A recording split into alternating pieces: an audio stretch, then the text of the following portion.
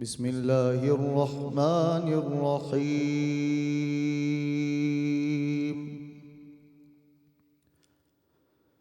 إنا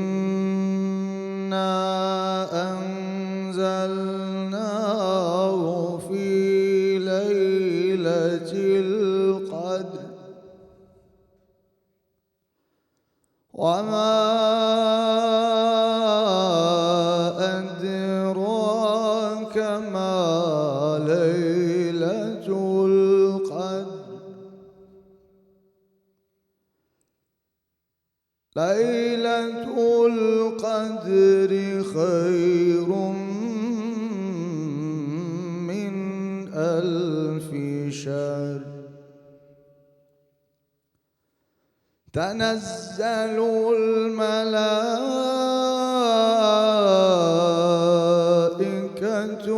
والروح فيها بإذن ربهم من كل أمر.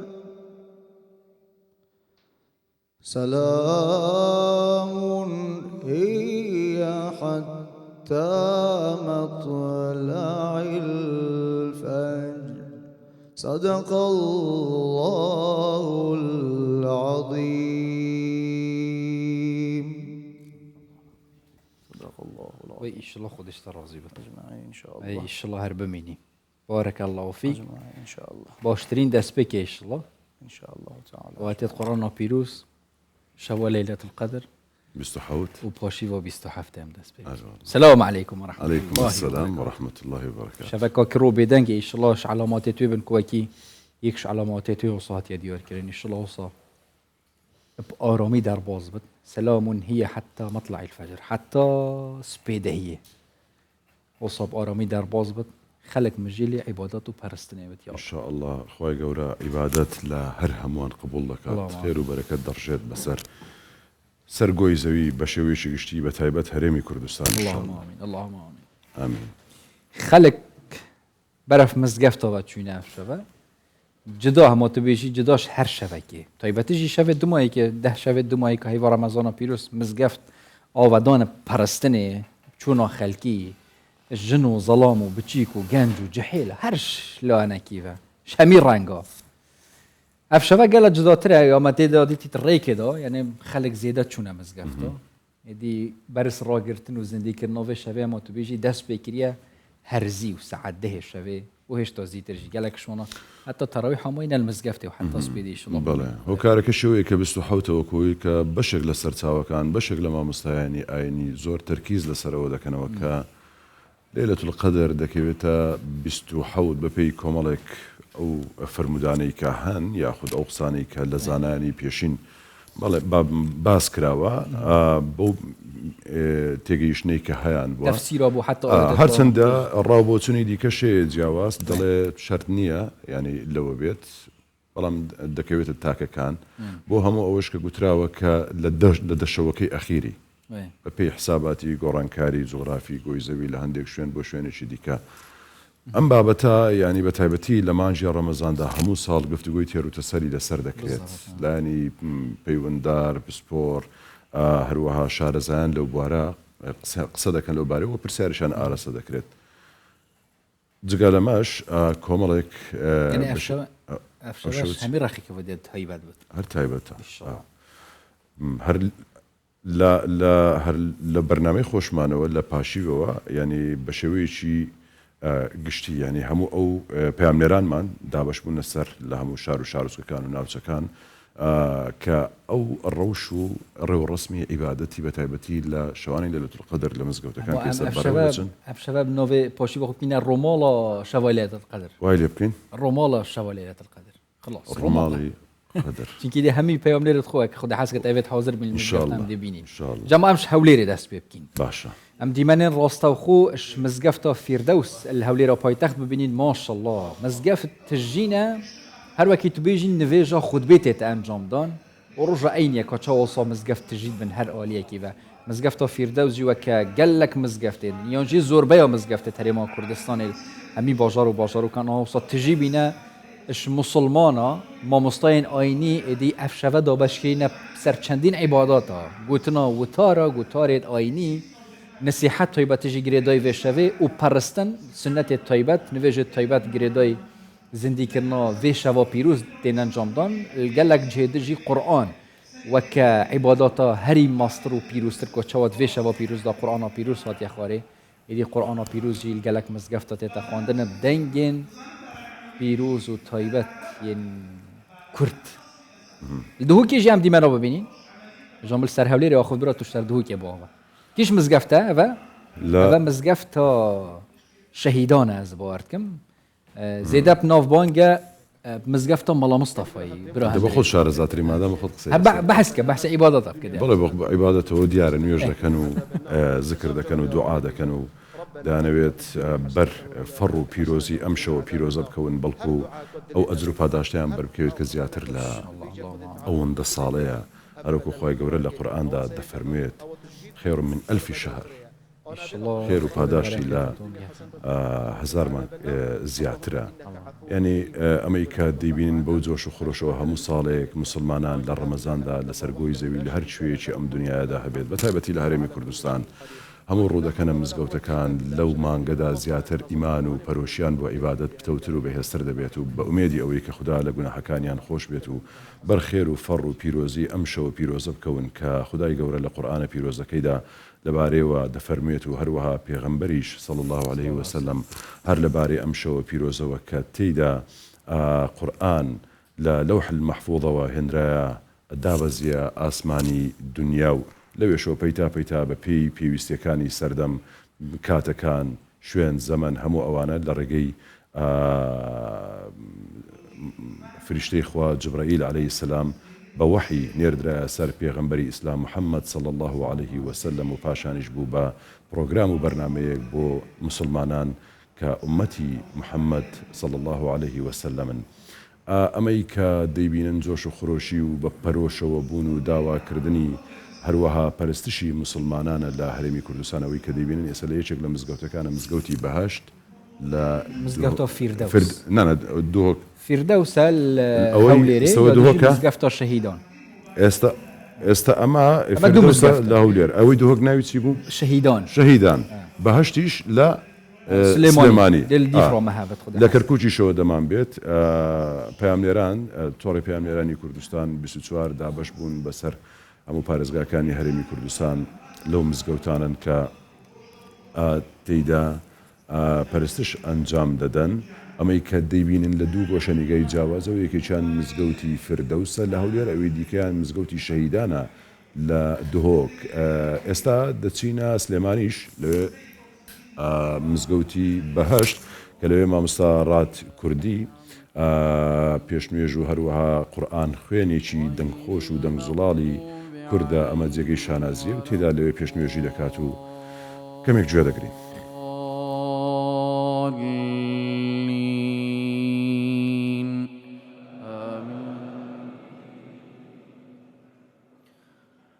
ولقد أرسلنا نوحا إلى قومه فلبث فيهم 1000 سنة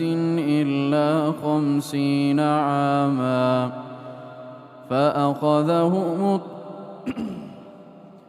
فأخذهم الطوفان وهم ظالمون فأنجيناه وأصحاب السفينة وجعلناها آية للعالمين وإبراهيم إذ قال لقومه اعبدوا الله واتقوه ذلكم خير لكم إن كنتم تعلمون إنما تعبدون من دون الله أوثانا وتخلقون إفكا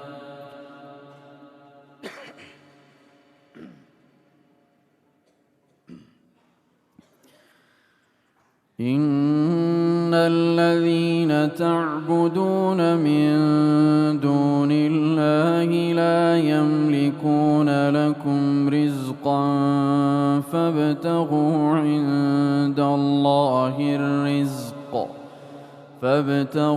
عند الله الرزق واعبدوه واشكروا له إليه ترجعون وإن تكذبوا فقد كذب من قبلكم وما على الرسول إلا البلاغ المبين أولم يروا كيف يبدئ الله الخلق ثم يعيده إن ذلك على الله يسير قل سيروا في الأرض فانظروا كيف بدأ الخلق ثم الله ينشئ النشأة الآخرة إن الله على كل شيء قدير يعذب من يشاء ويرحم من يشاء وإليه تقلبون وما أنتم بمعجزين في الأرض ولا في السماء وما لكم من دون الله من ولي ولا نصير والذين كفروا بآيات الله ولقائه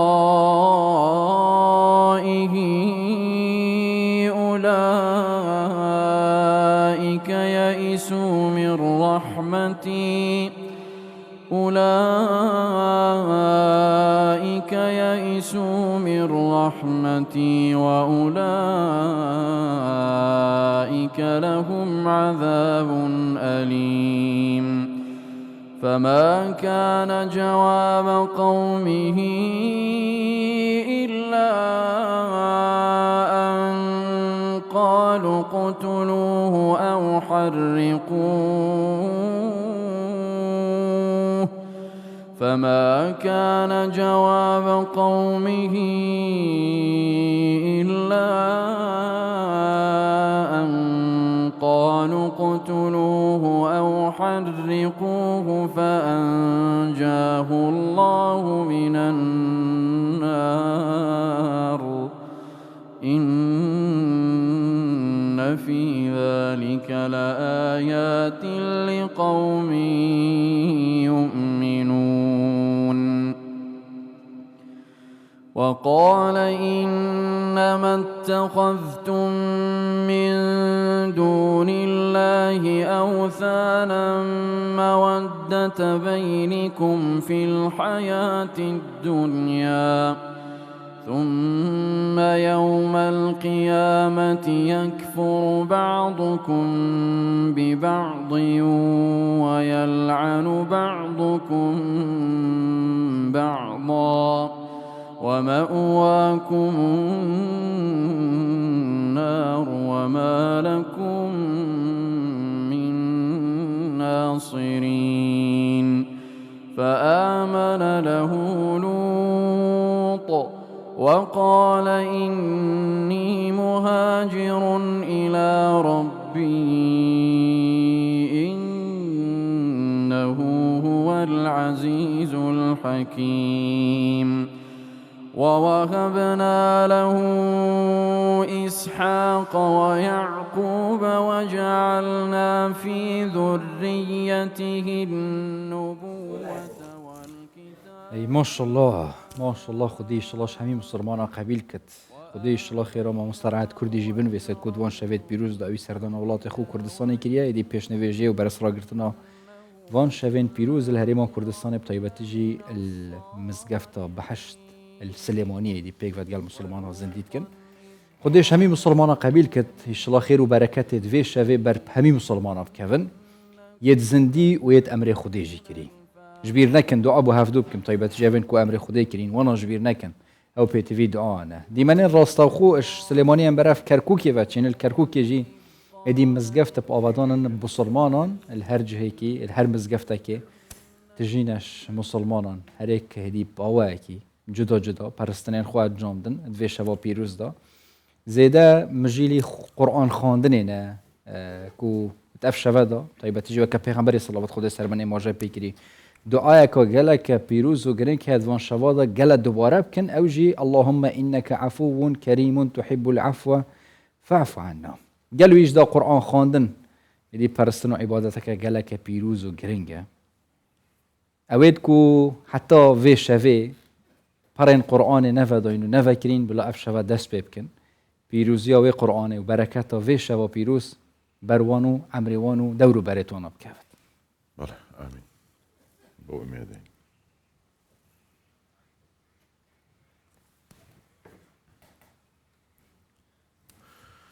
وکی می ماجا پیکره ما دیکی نه رومالا 27 وایلی دکن. که دم بیش دا هف کارن مجذب.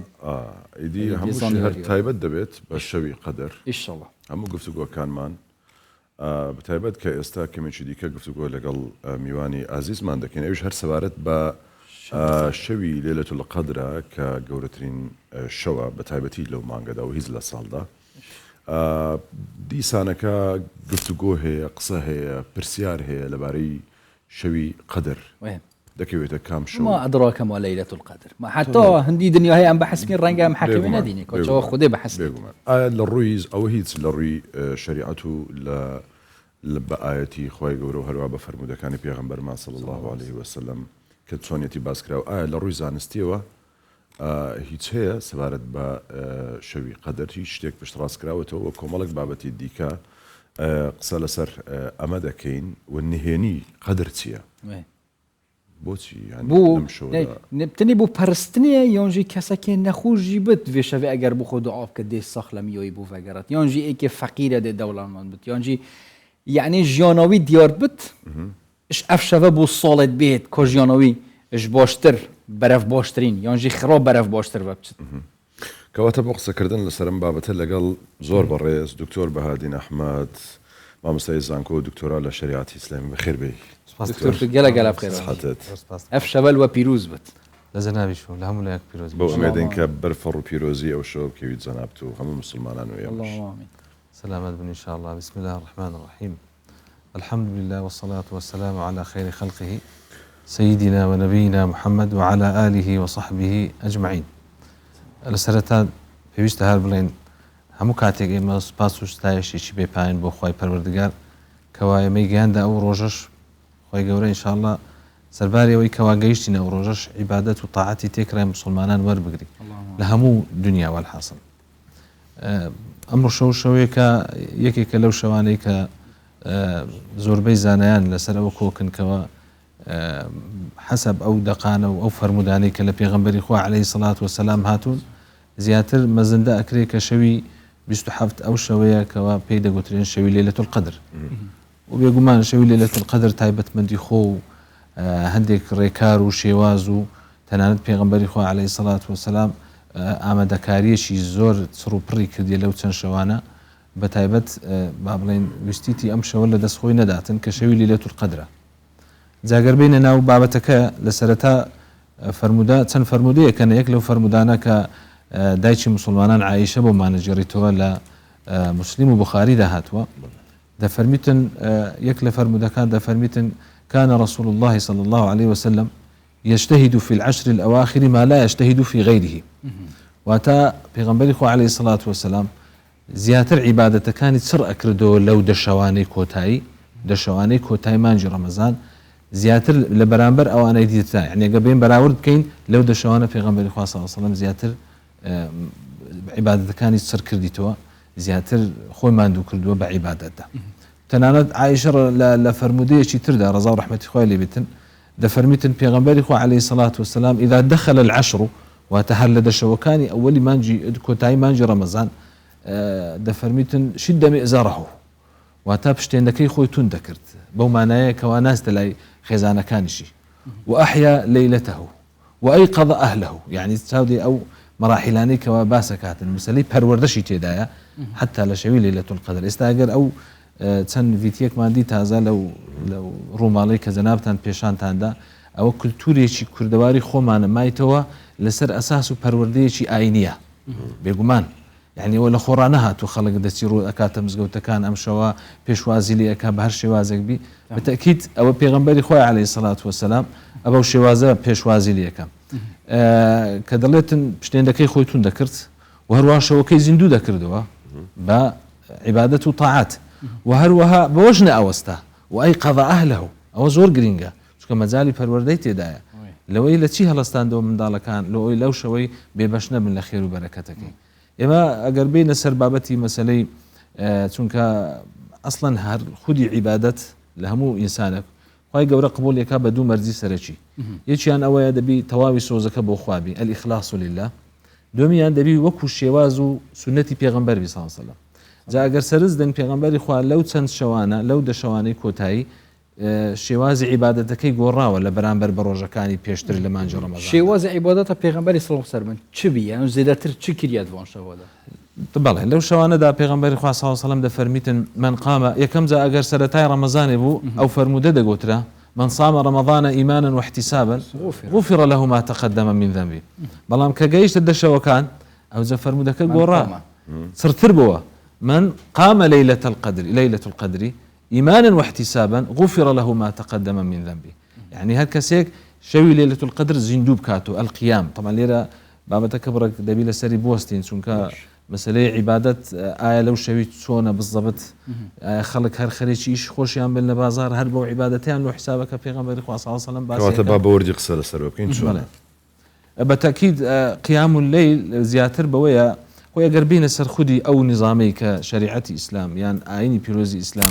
وكو دستوريك وكو بابلين ريخسني جياني إنسان بتيك رواري خراوة وجعلنا الليل لباسا وجعلنا النهار معاشا طبعا روجك بو أوي كوا إنسان بدوب جيوي جياني خوي دابا كاسبي بالضبط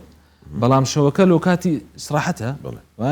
زا أو شوي كوا بابلين شواني عبادة تدا أكري حقوانيها بمسألة بدوا داقراني كاسبي راست عبادتها يعني اگر پرسیارێک بکەین بڵێن ئایا لەو شەویدا کەسێک ئەگەر هاتو کاسبی بکە بە شەوی لەیلەتول قەدر لە حسابم پێم وایە پرسیارە لەو کاتەی غەڵەتە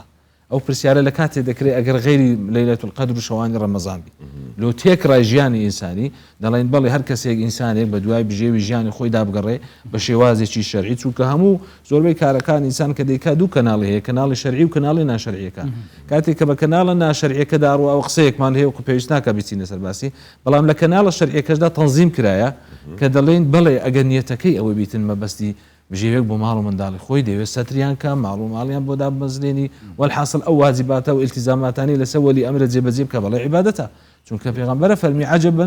صلى الله عليه وسلم عجبا لأمر المؤمن إن أمره كله له خير يعني من سرسام قرتيمة لا إيش واردن ولا لهر همشتك حتى صحابة كان كاتك كبيغمبر صلى الله عليه وسلم فرمي وفي بضع أحدكم صدقة كسيكتان كتستس لا خزانك خوي دا بصدقه له حسابه قلت يعني بيغمبر خوا چۆن ئەو کارە دەبی گوتی باشە ئەگەر خوا نەخواستا کەسێک لە ڕێگای ناشەرعی و کەناڵی ناشەرعی ئەم جۆرە کاری ئەنجامدا وزری هەیە نەخۆشی هەیە یان گوناحی هەیە لەسەر حسابە بڵێ بە هەمان شێوەش کاتێک کە بە کەناڵی شەرعیدا تو ئەو کارە ئەنجامە دەی نیەتێکی ئەوەت هەیەکەوە خوا طبعا نیەتێکی ئاینی تێدایە چونکە هەر شتێک هەر عیبادەتێک لەو ئەو ئەحکامانەی بە تێکرا لە ئاینی پیرۆزی ئیسلام كما زندا أكريو أجر هاتو اختلافي كم شيء لمسألة تحديد كرني آياتكاني أحكام لا قرآن دا هندك دلنا بينصد زيادة وكم شيء دا هر هميان آمان جان هي بو أو إنسان توجيهها كان له أو ما بستيك هذا تبي يعني ما استعلون منا ما زور إشمان هي كزور اشتيك لجيان خومان دا اشتينوه هاتو تكايوا بلام حكم شرعي ورقرتيا أم حكم شرعي يعني بحكم الشرعي كوري قرتو أوتوماتيكيا نيتك لسري ثابتة جا ئەوەیە بابەتەکە کاتێک کە ئەتوو وەسیلەیەک بەکاردێنی چونکە ئەمە تازە باسی دوو بابەتمان کرد بابەتێک مەسەلەی مادیەکەیت یعنی شێوازی ئەنجامدانی عیبادەتەکە بابەتەکەی شێوازی ناوەڕۆکیتی کە ئیخلاسەکەیە با بڵێن سۆزەکەیە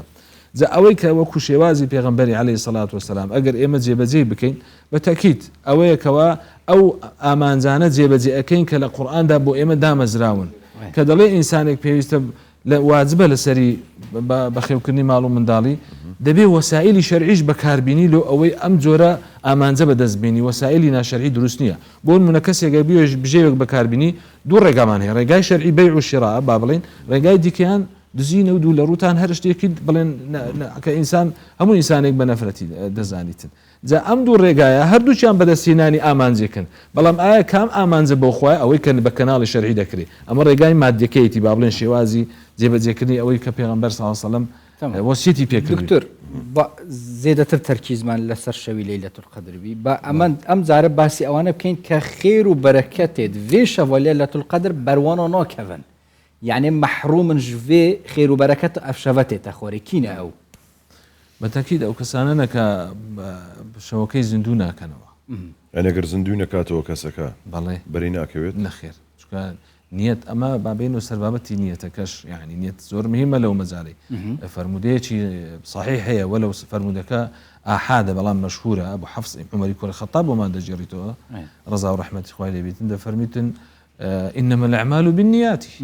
النيات ما أم أفشافيل فيري كومبين أخفتنا كخيري بكين بحسي في بيروزي بكين نمزقفتا ونقبا ونمنارها هي. خاطرش ما مقرم على لبا خاطري أوي ديلي. أم يطرينشتين بحسي في شباب بكين بوما بزندي كرنا الشفا بيروز ولا ليلة القدر حسابه. بالتأكيد بزندو كرنوي ليلة القدر حسابه. لبروي أوش جوري كل داهناني شي دنياي نويه وبيوست أو دنجش بقعد بخلكاني شي بابلين دور لما ئەم پێم وایە کارێکی زۆر پیرۆزە زۆر پێویستیشە ئەگەروانە با من بەخۆم ئەوڕۆ نەداهات مێرە و شەو زۆر پیرۆزە دەبا زیاتر خۆمانەوە کرد بەڵام لێرە خاڵێکی تر هەیە زۆر گرینگە ئەویشیان مەسلەی خەلوەیە یعنی طبعا ئاین هاتووە هەموو پەیوەندیەکان ڕێخات پەیوەندی ئینسان لەگەڵ خوددا پەیوەندی ئینسان لەگەڵ ئینسانەکان پەیوەندی ئینسان لەگەڵ حیوان لەگەڵ حتا بوونەوە و ژینگە و ئیلا ئاخیری هەموو مەوجودە جا کاتێک کە دەین ئێمە دەمانەوێت خەلوەتێک دروستکەین و هەروەها پەیوەندی لەگەڵ خوای پەروەردگار مکۆمکەین لەو کاتێک کە ئێستا ئەمن و توی تێداین ئەو پەیوەندیمان ئەوەندە بەهێز نییە ئەگەر کەسێک لە سوز دەبی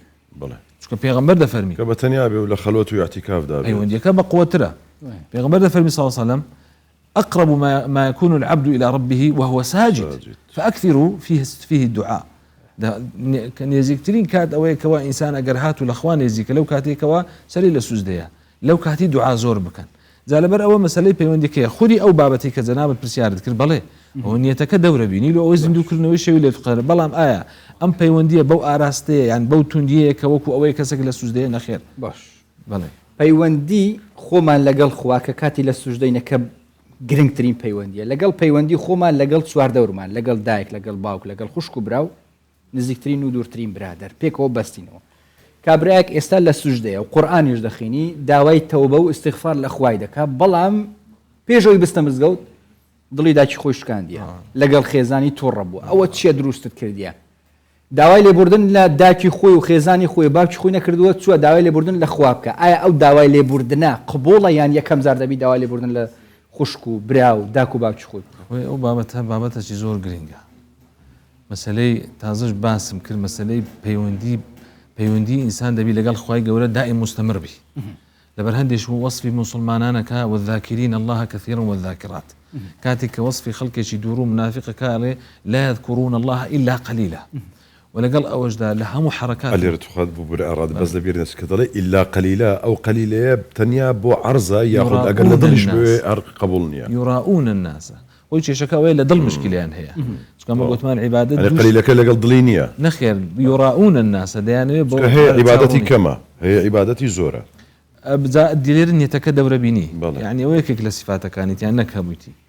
جەبابەتەکە لەوەیە کەسێک حديث هي بيغمبري خواه صلى الله عليه وسلم أفرمي لروجي قيامت دا خلق دي حسناتين وكو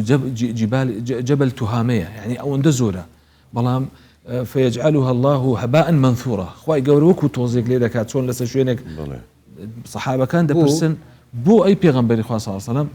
يك سي زور أو اندا دكات كيستا زور بيوستي من بيه يا الله فإذا خلوا بمحارم الله انتهكوها دەڵێ کاتێک کە لە بەرچاوی خەڵکەوە بزانە عیبادەت شتی زۆر کردیە بەڵام کاتێک کە کەتە تەنیا انتهكوها أو حرماتي أو بابلين سنريك أخوي جورة داينا لو مسألة بابلين أحكام كان لما مسألة جيب ذكرني واجب كانوا خو باراستن لما محرمات وباب تشتانا انتهكوها هلا بروشة عمر كل خطاب زارك لا شوان كتيبري يكك لا يا ورد شيء لقل دابونا وكم ببيرنيا قلت يا راعي الغنم بعنا شاة من غنمك أبيش قلت أنا وسيدي أنا وغنمي لسيدي قلت منو غنم كم أو رانا مريك هم يجور كما أبيش عمر كل خطاب يقول بعنا شاة من غنمك وقل أكلها الذئب بس سيدك وجورك قول خواردي أو وكا شوان كاريكا شي قلت وأين الله قلت أدي خوات سليب كي خو خوات دزاني ذا مسألة خلوكية كباسة كم إستا حاليا خلقك هي عباداتي زوري هي هر وكو أفر مدي بيغمبر صلى الله عليه وسلم كأفرميتن أتدرون من المفلس مفلس شيء قالوا المفلس فينا من لا درهم له ولا دينار لا قلت مفلس أو كسي روج قيامته بكومك نويج هاتيا بروجو هاتيا بعبادته طاعت هاتيا بلا ملقى الله وجده شتم هذا وأخذ مال هذا أنواع أشكال جناح دي بدو داهنايته هم جناح كاني بابلين اشتكاني الرجبيتوا جاليرا أمشوا درفتا لو مسألة أو ليبرني كزناب تلا بلام ليبرني شيء شون لناخر دلتوا چونك أصلا أو بيوندي كوا إنسان ده بس تلقى الخدا دبي لناخو بي أصلا علماء كان يجرن عباداتي ضل بهستر لو عباداتني كامل ظاهري ديكين شكو عبادتي ضل يكمش محبية خوش عيسي بأخوة وتوكل استغاثية استعانية أو عبادتاننا ولا إنسان يكال لروا على دا عندها مكانش استجابة بكن ولا سجدة بدائم ولا هم كاتج دا لبازار حسب مسؤوليات بك اخوان اخواصات بزمير نبي لاخلاقي برز بكار بي دم راز بي دم باك بي داوين باك بي هم اوشتانا لناخذ بي انسان بي كان والله نيتي خوي پروردگار الدكتور بابتش ديكا يعني الرنگا كسكان جواز بن هيانا باولن عبادتيان كم ترى باسي فرزكان ناكين باسي باكوبلك سنه توشتانا ناكين كسك هيتي بلام هر بتبع عبادتي كم ترى الرنگا للدلو درون وزياتر وارتباطي بزورش دي كبير لقل خوال لتوارتيوي شريعتي درست ما بس بوتوني شخصي واننا بلام كسي دي كي عبادتي زورا بابلين زور شو نيوش دكات همو اوانا بابتك تصرف كينه ولا سر شوي قدر ليله القدر ام كسا مرجا عبادتي زور بكات بو اوي برفر وبيروزي ام شو بكويت ياخذ يعني ولو بكلمه جبت هر بوي هي بربكويت بيقومان كلمات يعني نفسيا هزدك يعني معقولني بيك كلمه يك زارت ويك ذكر بكي بلا ما بس لا برسياركيه آية أو كسا يعني أجر عبادتك شيء كمش بيت مثلا قرآن خوينك بيت أو دي كده يزانت يعني أو ذكرانه بيت أو دعاء بيت كم خوي دي يزانت ديكات بدم رجاوة بدم يشكرنك يا ويانج مرزا بيو زور بكات كان يترخام بكات آية اللي ورد جيريت سونا خوي فمن يعمل مثقال ذرة خيرا يره ومن يعمل مثقال ذرة شرا يره لا شك هم عبادة كان لا إخوة جورة تسجيل كره ما يلفظ من قول إلا لديه رقيب عتيد هم يدا نشره بلام لو مسألة آية أندازي بابلين أندازي عبادة كان تاترات ديك بي أو دقرته سرخودي أو كسا سرخد أول زاد دبيلة سوارتي شريعتك بابلين مراعاتي مسألة نيتك أو بابتاني خوان خواسا زيد الروي لدين دا نكري وكم رويش نكري سكو هردو لا بيستا لقال أو دا قريتو سرخودي أو كسي كوا تن عبادتك تن دي بي كي زور ترد بو حسابه بلام أو كما كرديتت أو يشد بو حسابه لا شك يك برسالة كدروس تبعد اللي بو يدم ورد لقالي بروين ورقرتني أجركا بله اشتيكا وكوتنا برخيري شوي ليلة القدر اشتيكي ديكي ياخد هردو شي نخير هردو شي يك باكيجا يك أو كسي كوا إمامة باشا پێش نوێژ دەکا و قورئان دەخوێنی و کە شەو نوێژەکانی بڵێن بۆ حسابە مەئمومەکەش کە ڕاوەستایە لە دواوی لەوانەیە ئەوەندەی ماندی نەبی بەڵام هەمان ئەجر و پاداشی شەوی لەیلەتول القەدری پێ ئەگات پرسیارەکەم دووبارە دەکەمەوە بەڵێ مەبەستم ئەوەیە کەس يعني لە لەیلەتول القەدردا ئەوەی کە هەر کەسێک بەر فەڕ و پیرۆزی ئەو شەوە بکەوێت ئەوە يعني وەکو ئەو براوەکەیە بردوێتیەوە خەیر من ئەلفی شەهر بەبەر ئەو ئەجر و پاداش زۆرێک کەوی بابەتێکی دیکە هەیە چەند عیبادەت زۆر بێت ئەگەر بەبەر بکەوی دیسان بۆ ئەو مزاعفە لەبەرەوەی ئەو هەموو ئەزرەی پێدەگات باشە دووشتی جیاوازە یاخود هەمان شتە هەردووشی یعنی دەکرێت کەسێک بە عیبادەتێکی کەمەوە بەڵام هەر بە پیرۆزی شەوەکە بکەوێت و دەکرێت شەوێکی دیکە کە بۆ ئەو مزایفترە باشترە بە عیبادەتێکی زۆرەوە بەر پیرۆزی شەوەکە بکەوێت هەردووچی یەک پاکێجە یاخود دوشتی جێ هەردووچی یەک پاکێجە بەڵام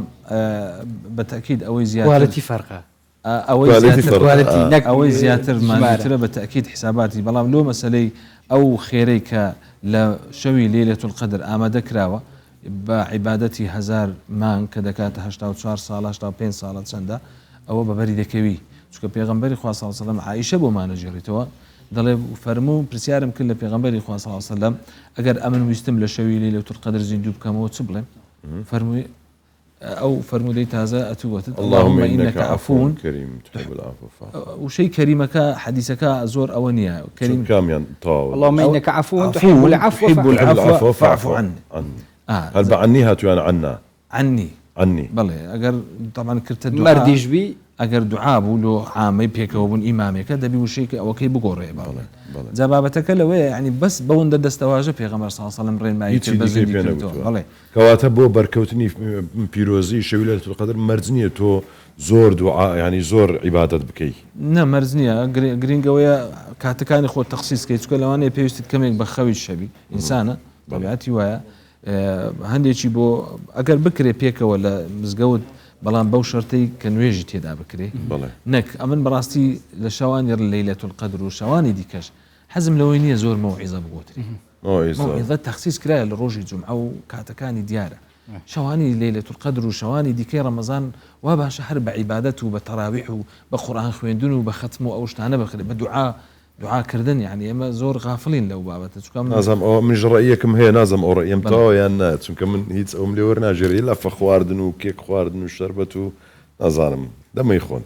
والله ئەوە آخر دەزانیت ئەوە دەیکا خێر. سعاتێک ئەخەی ناکە بە سعاتێک بە وەزعی تێدەپەڕی دەزانی زۆر زۆرە طبعا ئەگەر خواردن بە محدود وی ئەوەندەی کە پێویستە ئەمە لە زیاد لە پێویست والله نەبی ئەم دیتم لەسەر لە فۆشتیوە لە ناو مزگەفتە بیتە مشکلە یعنی نەبی لە باش فاهەتە ناوزگەوتێ حالت هەبووە حالت هەبووە ینی نازانم ئەو ڕێی خۆمە بڵێ ئایا ئەو ڕێیتەوە ینی تۆش ڕێیت لەسەر ئەوەیە کە زیاتر بە خواردن شتیوە بڕێ نەبێت ئێستاگەر لە بۆنمونە لە حەڕەمی مەکەی خەڵک ئێواران بەربانگ دەشکێنی لەوانەیە قەسپ و چەند ئاوی زمزمی ئاوی زم چەند قەسپێک بی یعنی هیچ لەفە ئەو بابەتەشتان لە گۆڕێ نییە ڕەنگە مەبەستی خەڵک ئەوە بی زیاترها شەو خەڵک دەمینتەوە ڕەنگە خەڵکەکی زۆر ئەسڵان لەوێ بی هەتا وەختی پارشەوێ نوێژە کەش بکاو زەبڕاتەوە مەسەلەن شتێک بخوا خێر ئیشڵا خێرە هەمیە بێتە نویسی هەر خودی ئەزانە کۆدێک چاوە خێرێ گەهینتە عەبدێ خۆ مامۆستان بێ لەفەکەی ناو مزگەفتەیە نا بەخوای نا یعنی بەس ها هەندێک شتەیە بە تایبەت منداڵ ئەوەیان زۆر جوانە ها لە وەختی پێغەمبەری صلی الله علیه و سلم باشترین ێشووی خورمای دەدا مەسەلەن دە مزگەوتیان بۆ ئەوی منداڵ بێ منداڵە چی زۆر ئێستا دەچنە مزگەوتی شتەچی بخۆن ها متعلق دەبی بە مزگەوتێک کە گەورە بوو ئەوزە ئیشەڵ ئەوانە بوون ئیشەڵە ئەم هەندێک دیمەنێت مزگەفتەوە ببینین دکتۆر ئەم دێ دیسەڤای گەرنە بەسەر بابەت خۆ جارێ ئەز دێ شتێکی ئەم دێ زێدەکیم زانی کاچەوە ئەم vێجارێ بچینە دیمەنێن مزگەفتەکە باژارێ سلێمانی ئەز بوارد کەم هەر مزگەفتە بەحشت ئەم ببینین دیمەنێ ڕاستە خۆ ببینین تایبەتیشی کۆ خەڵک مژیلی پەرستن و عیباداتیە و دوان شەوێت پیرۆزدا کام ببینین دیمەنێ ڕاستەخۆل مزگەفتە بەحشت ماشەڵڵا و قەرەباڵغیەکە زێدە هەیە ئیشڵا خێر و بەرەکەتێت دوێ شەوێ وان مسلمانە هەمیە بەرکەون و ئەو دوعایت ئەو دکەنژی تایبەتیژیت ئەف شەڤەدا هەمی بێنە قەبیلکردن دوعاکردن تایبەتیژیت وان شەوێت پیرۆزدا گەلک و گەلک گرنگە اش سليمانية ام براف دهوكي واجد چين كو هفكار ما علان حسين بقاوكي راستا خو اش مزگفتا شهيدان وزانيارين زرتر الجريداي زندگی کردن و بتایبەتیجی پرستنت شوا لیلة القدر دابد اما علان افدمه تباش اف شواجی پیروز بت ان خير و برکت بشه واجی اینجی مجیلی دو کارانه هم ان عبادت بتونی کار خوشی انجام دم زانم کا مزگفتا شهیدان جدا شوه در بازبوی مسلمانا چاو خو حاضر کردی و کی پیغمبر اسلام خود سر بن اماجه بگیری بله جوان دم باش بیت خود رو جون وجه و طاعت و قبیل بکت نوی همه مسلمان قبیل کت و کتا ما جبت از المزگفت شهیدانم دیار اف شوه جدا یا خو حیاتنا برا همو شوندی یعنی 10 شوند دمایش ماه رمضان و پیروز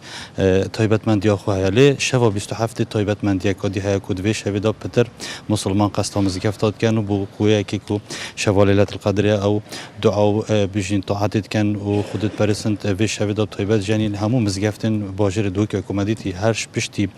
بجین وجاعی شو انجام دادن تراویح ایدی خلک کل مزگفت ما و خلک طاعت کتو تانو که بردام و از بارم تا چندم جمعه دیشی دی بردام بیت ام پتر بزانی که خشته و مزگفته و بجیم گشتی چوایت گلم دا گتارخینو پیش نویشه و مزگفته مال علی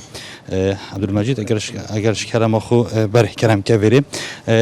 مال خود روزی نویجت و قبیل کت رمضان و پیروز بیتن دویش هوا بجین پیروز دا و چه آموزگاری یک مسلمان هست چه بیت اکرم باش. بسم الله الرحمن الرحیم. بری همی تشتکین گلک بخیراتن. راستی شبکه پیروزه مبارکه. شبه لیلت القدر. پیغمبر خود صلی الله علیه و سلم او شبن کو قرآن بداية کو نازل بود خلال 23 سال دا بس شركة ساعتها نزول قرآن اشبه دایا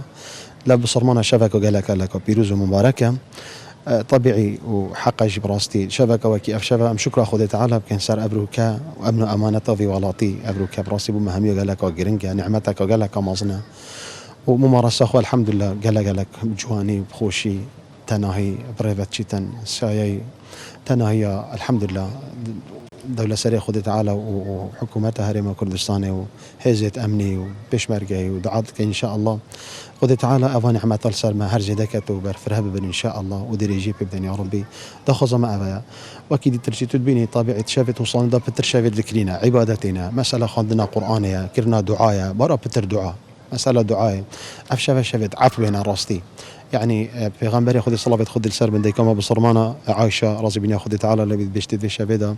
أفايكو هاد قلت شو دعاء كمان شو ذكر كم أفابو كود كما بصرمانة بجا اللهم إنك عفو تحب العفو فاعف عني أنكو فاعف عنا أم دخلش خود تعالى ما هم يعفيك إن شاء الله وأمجي كود عفي بكين عفو راسي ماكي قال كما صنع عفو نك ماسيا اگر كماسي بخود تعالى ناوي خونات كر عفو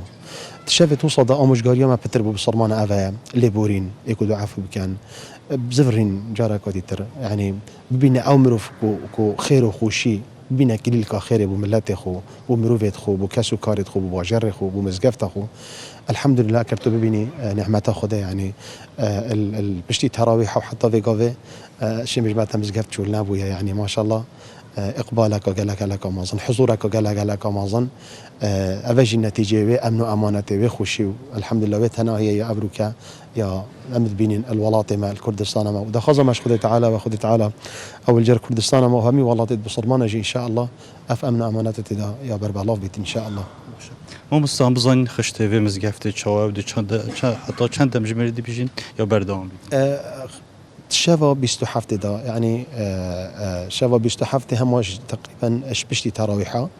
اما بشتي تراويح ما صلاه التسابيح يا كري تراويح كرين يعني نبيش تقال تراويح تقال صلاه التسابيح بيجي تقريبا 6 ساعات دهكي نزيكي دهكي نهوني باكي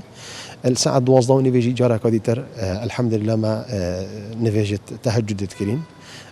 وديو بردام بتقريبا حتى بانجس بده بري بشتي بينا كوديتر ديشن باشي بخون جارا كوديتر نفيجس بده دي كاين وكيد هيك ديش تمام الله ان شاء الله خدي تعالى ايش مهم يقبل بكاتو تسخوش الواجد كان ان شاء الله قال بخير من سرت خدش ترازي بيتن بري علي عبد المجيد قطار خينو بيش نفيجا مسقفتا شهيدان لباجر دوكي وكما ماجب دايك وجوان نبتني في مسقفته بالكل همو مسقفتين ديان باجر دوكي وساقره بالغها وخلكي قصه مسقفتا كريا وادي طاعت كان شباب بيروز ليله القدر ده الان سپاس لا دوکەوە لەگەڵمان بووی ماندوو نەبیت دەچینە کەرکووک لەوێ هاوکارم هێمندەلەوە لەگەڵمان دەبێت لە یەکێک لە مزگەوتەکان هێمن سڵاوت لێبێت لەو مزگەوتەی کە تۆ لێی چ دەگوزارێ بەمانی باسکە بەڵێ سڵاو لەیەوەش دەشەوی کۆتایی مانگی ڕەمەزان مسلمانان بەگشتی لە مزگەوتەکان تا بەربیان دەمێننەوە نزا دەکەن پاڕانەوە دەکەن خواپەرستی دەکەن بە تایبەت 27 بڵێن ڕەمەزان کە شەوی قەدرە ئەم شەو لە سەرجە مزگەوتەکانی کەرکووک قەرە باڵەخی هەیە و چالاکی ئاینی هەیە بەگشتی من لە مزگەوتی مزگەوت و تەکیی شێخ عەبدولجەبار جەباریم دیارە چالاکی ئاینی هەیە و دوای نوێژ و قورئان خوێندن و نزا و پاڕانەوە ئێستا پێش بڕکێکی ئاینیش ساز کراوە ینی بۆی هەم تێکەڵی چالاکی ئاینەکانیان کردووە ئەم شەو لە مزگەوتە ینی بەگشتی جمەی دەهات بەڵام ێستا کەمی قەرباڵغی کەمە بووە بەڕێز مامۆستا خەیروڵڵا دوێنم ئەو ئیمام خەتیبی ئەم مزگەوتەیە سڵاو دەبێ مامۆستا تایبەتمەندی ئەم شەوە بەگشتی یاخود چالاکیەکانی ئەم شەو لە مزگەوتە باسکردن پێشەکەی بە خێراتین کەناڵەکەتانەکەم سواز بەخوای گەورە الحەمدولیلا ئەم شەوانە کە شەوی قەدرە خەڵکی بە ڕوح و تینێکی گەرم و گوڕەوانێ بەلایەنێکی ڕوحی ئیمانیەوە بە هیوای ئەوەی کە خوای گەورەی شەڵا لە فەزڵ و بەرەکەتی ئەم شەوەیان بەرکەیە و بتوان عیبادەت و ئەوەی کە ئەنجامێدەن لە شوێن شەونێژ و تەراویحەکانیان و دوعا و پاڕانەوەکانیان بەرز بێتەوە بەلای خوای ئەرحەم الراحیمین ئینشاء الله بە هیوای ئەوەی کەوا خێر من ئەلفی شەهر کە قورئان خوای گەورە فەرمێ لەیلة القەدری خەیر من ئەلفی شەهر خێری ئەو هەزار مانگیان دەستکەوێ کە زانیان فەرمیان 83 ساڵ لە مەسەلەی عومر لە مەسەلەی تەمەنی بەس لە عیبادەت تەرخان کردبێ خەڵکی بۆیە الحەمدوللا بەو شەوق و زۆقۆ خەو لە چاو خۆیانە تۆرێنن سوپاس بۆ خوای گەورە ئەو ڕوح و تینە گەرم و گوڕی کە لە عیبادەتە هەیانە واز مەسائلی خەو و مەسائلی ئیسراحەتیان وازێ هێنا و مەسائلی ماڵ و حاڵ و خوان بەجێهێشتۆ بەرەو ماڵی خوا هاتوون لێرە میوانی خوان ئەو توینە ڕوحیەکەوە کارێکە بە تەمای ئەوەن کە خوای گەورە لە خۆیان ڕازیکەن ئینشاءڵڵا خوای گەورە لە هەموو لایەکمان قبوڵ کە سپاس بۆ ئێوە سپاسانە یانت خۆش بێت هەندێریان کات هەبێت دکتۆر گەلبێت ئێرە سڵاوت لێ بێت تۆ چیت هەیە لەم شەوە پیرۆزەیە بە تایبەتیەوە ماونەتەوە خواپەرستی ئەنجامەدەن تایبەتمەندی ئەم شەوە چیە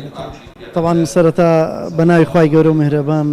سپاس و ستایش بۆ خوای گەورە و میهرەبان سەڵات و سەلام لەسەر پێغەمبەر صلی الله علیه وسلم زۆر سپاس و بەخێراتنی جەنابت و کامێرەمانەکەت و سپاس بۆ هاوڕێیانت لە ستۆدیۆ بەناوی شێخی گەورە جەنابی شێخ نووری شێخ جەبار جەباری بەخێراتنتانەکەم و ئەم شەو پیرۆزەکەم لە تەواوی مسلمانان بە تایبەت مسلمانانی هەرێمی کوردستان بەدڵنیایەوە ئەم شەوی قەدر خوای گەورە زۆر ڕێزی لێ ئەگرێ ڕێزێکی تایبەتی هەیە تەنانەت یەک سوورەتی تایبەت کردووە بە ناوی ئەم شەوە مبارەکەوە بۆیە هەموو مسلمانان ئەم شەوە ئەحیا ئەکەنەوە بە تایبەت زۆرینەی ڕایەکان لەسەرەوەی کە 27 ڕەمەزانە ئینشاء الله خوای گەورە بمان بەخشێ لەم شەوەیە خوای گەورە قەدر و پلەپایەی هەموو لایەک بەرز بکا و بە قەدری ئەم شەوە پیرۆزە خۆشی و تەبایی بکەوێنێتە ناو بە تایبەت خەڵکی کوردستان و هەموو مسلمانانەوە یا ڕەبی ببێتە مای ئاشتەوایی و یەکڕێزی مسلمانان و بە تایبەت ماڵی کورد یا ڕەب زۆر بەخێر بێن دووبارە و سەرچاوم زۆر سپاس هەندێریان مەلا محەممەد ئەو سوورت بێژێکی دەمخۆشە کاک محەممەدەکە بیتە ئێرە زەحمەت نەبێ لەم شەو پیرۆزەیە بزانم چیت بۆمان حاضر کردووە خۆت ئامادە کردووە سڵاوت لێ بێت دوای پێشبڕکی ئاینیەکە و دوای ئەو چالاکی ئاینیانە ئێستا ئێمە بینەرانیش ئەمانەوێ شتێکمان و بۆ بڵێ بە تایبەت بە دەنگە خۆشەکە إنشاء الله يا اخوان بخير بيه اي مانجي رحمات مانجي هداية خير وبركات ما يلي بردون بخششي خواي مانجي آرامي وآشتي وتباي تو يسقي باور نوكر نوي مانجي تايبتي تاوان شۆردنەوەی جوانترین دیاری ذاتی ئەزدانی بۆ ئاسوودەی ناخۆ ڕوحمانی ئەوەی لەگەڵ تۆ ڕاست و هاودەمە لە ڕۆژی پاداشت بێترس و غەمە تۆ مانگی قەدرت دەزانین بەهاتنت زۆر دڵشاد و مانین چون تو شافعی ڕۆژ و گرانی مایەی ڕزگاری ئارام گرانی دیدەنیت جەژنە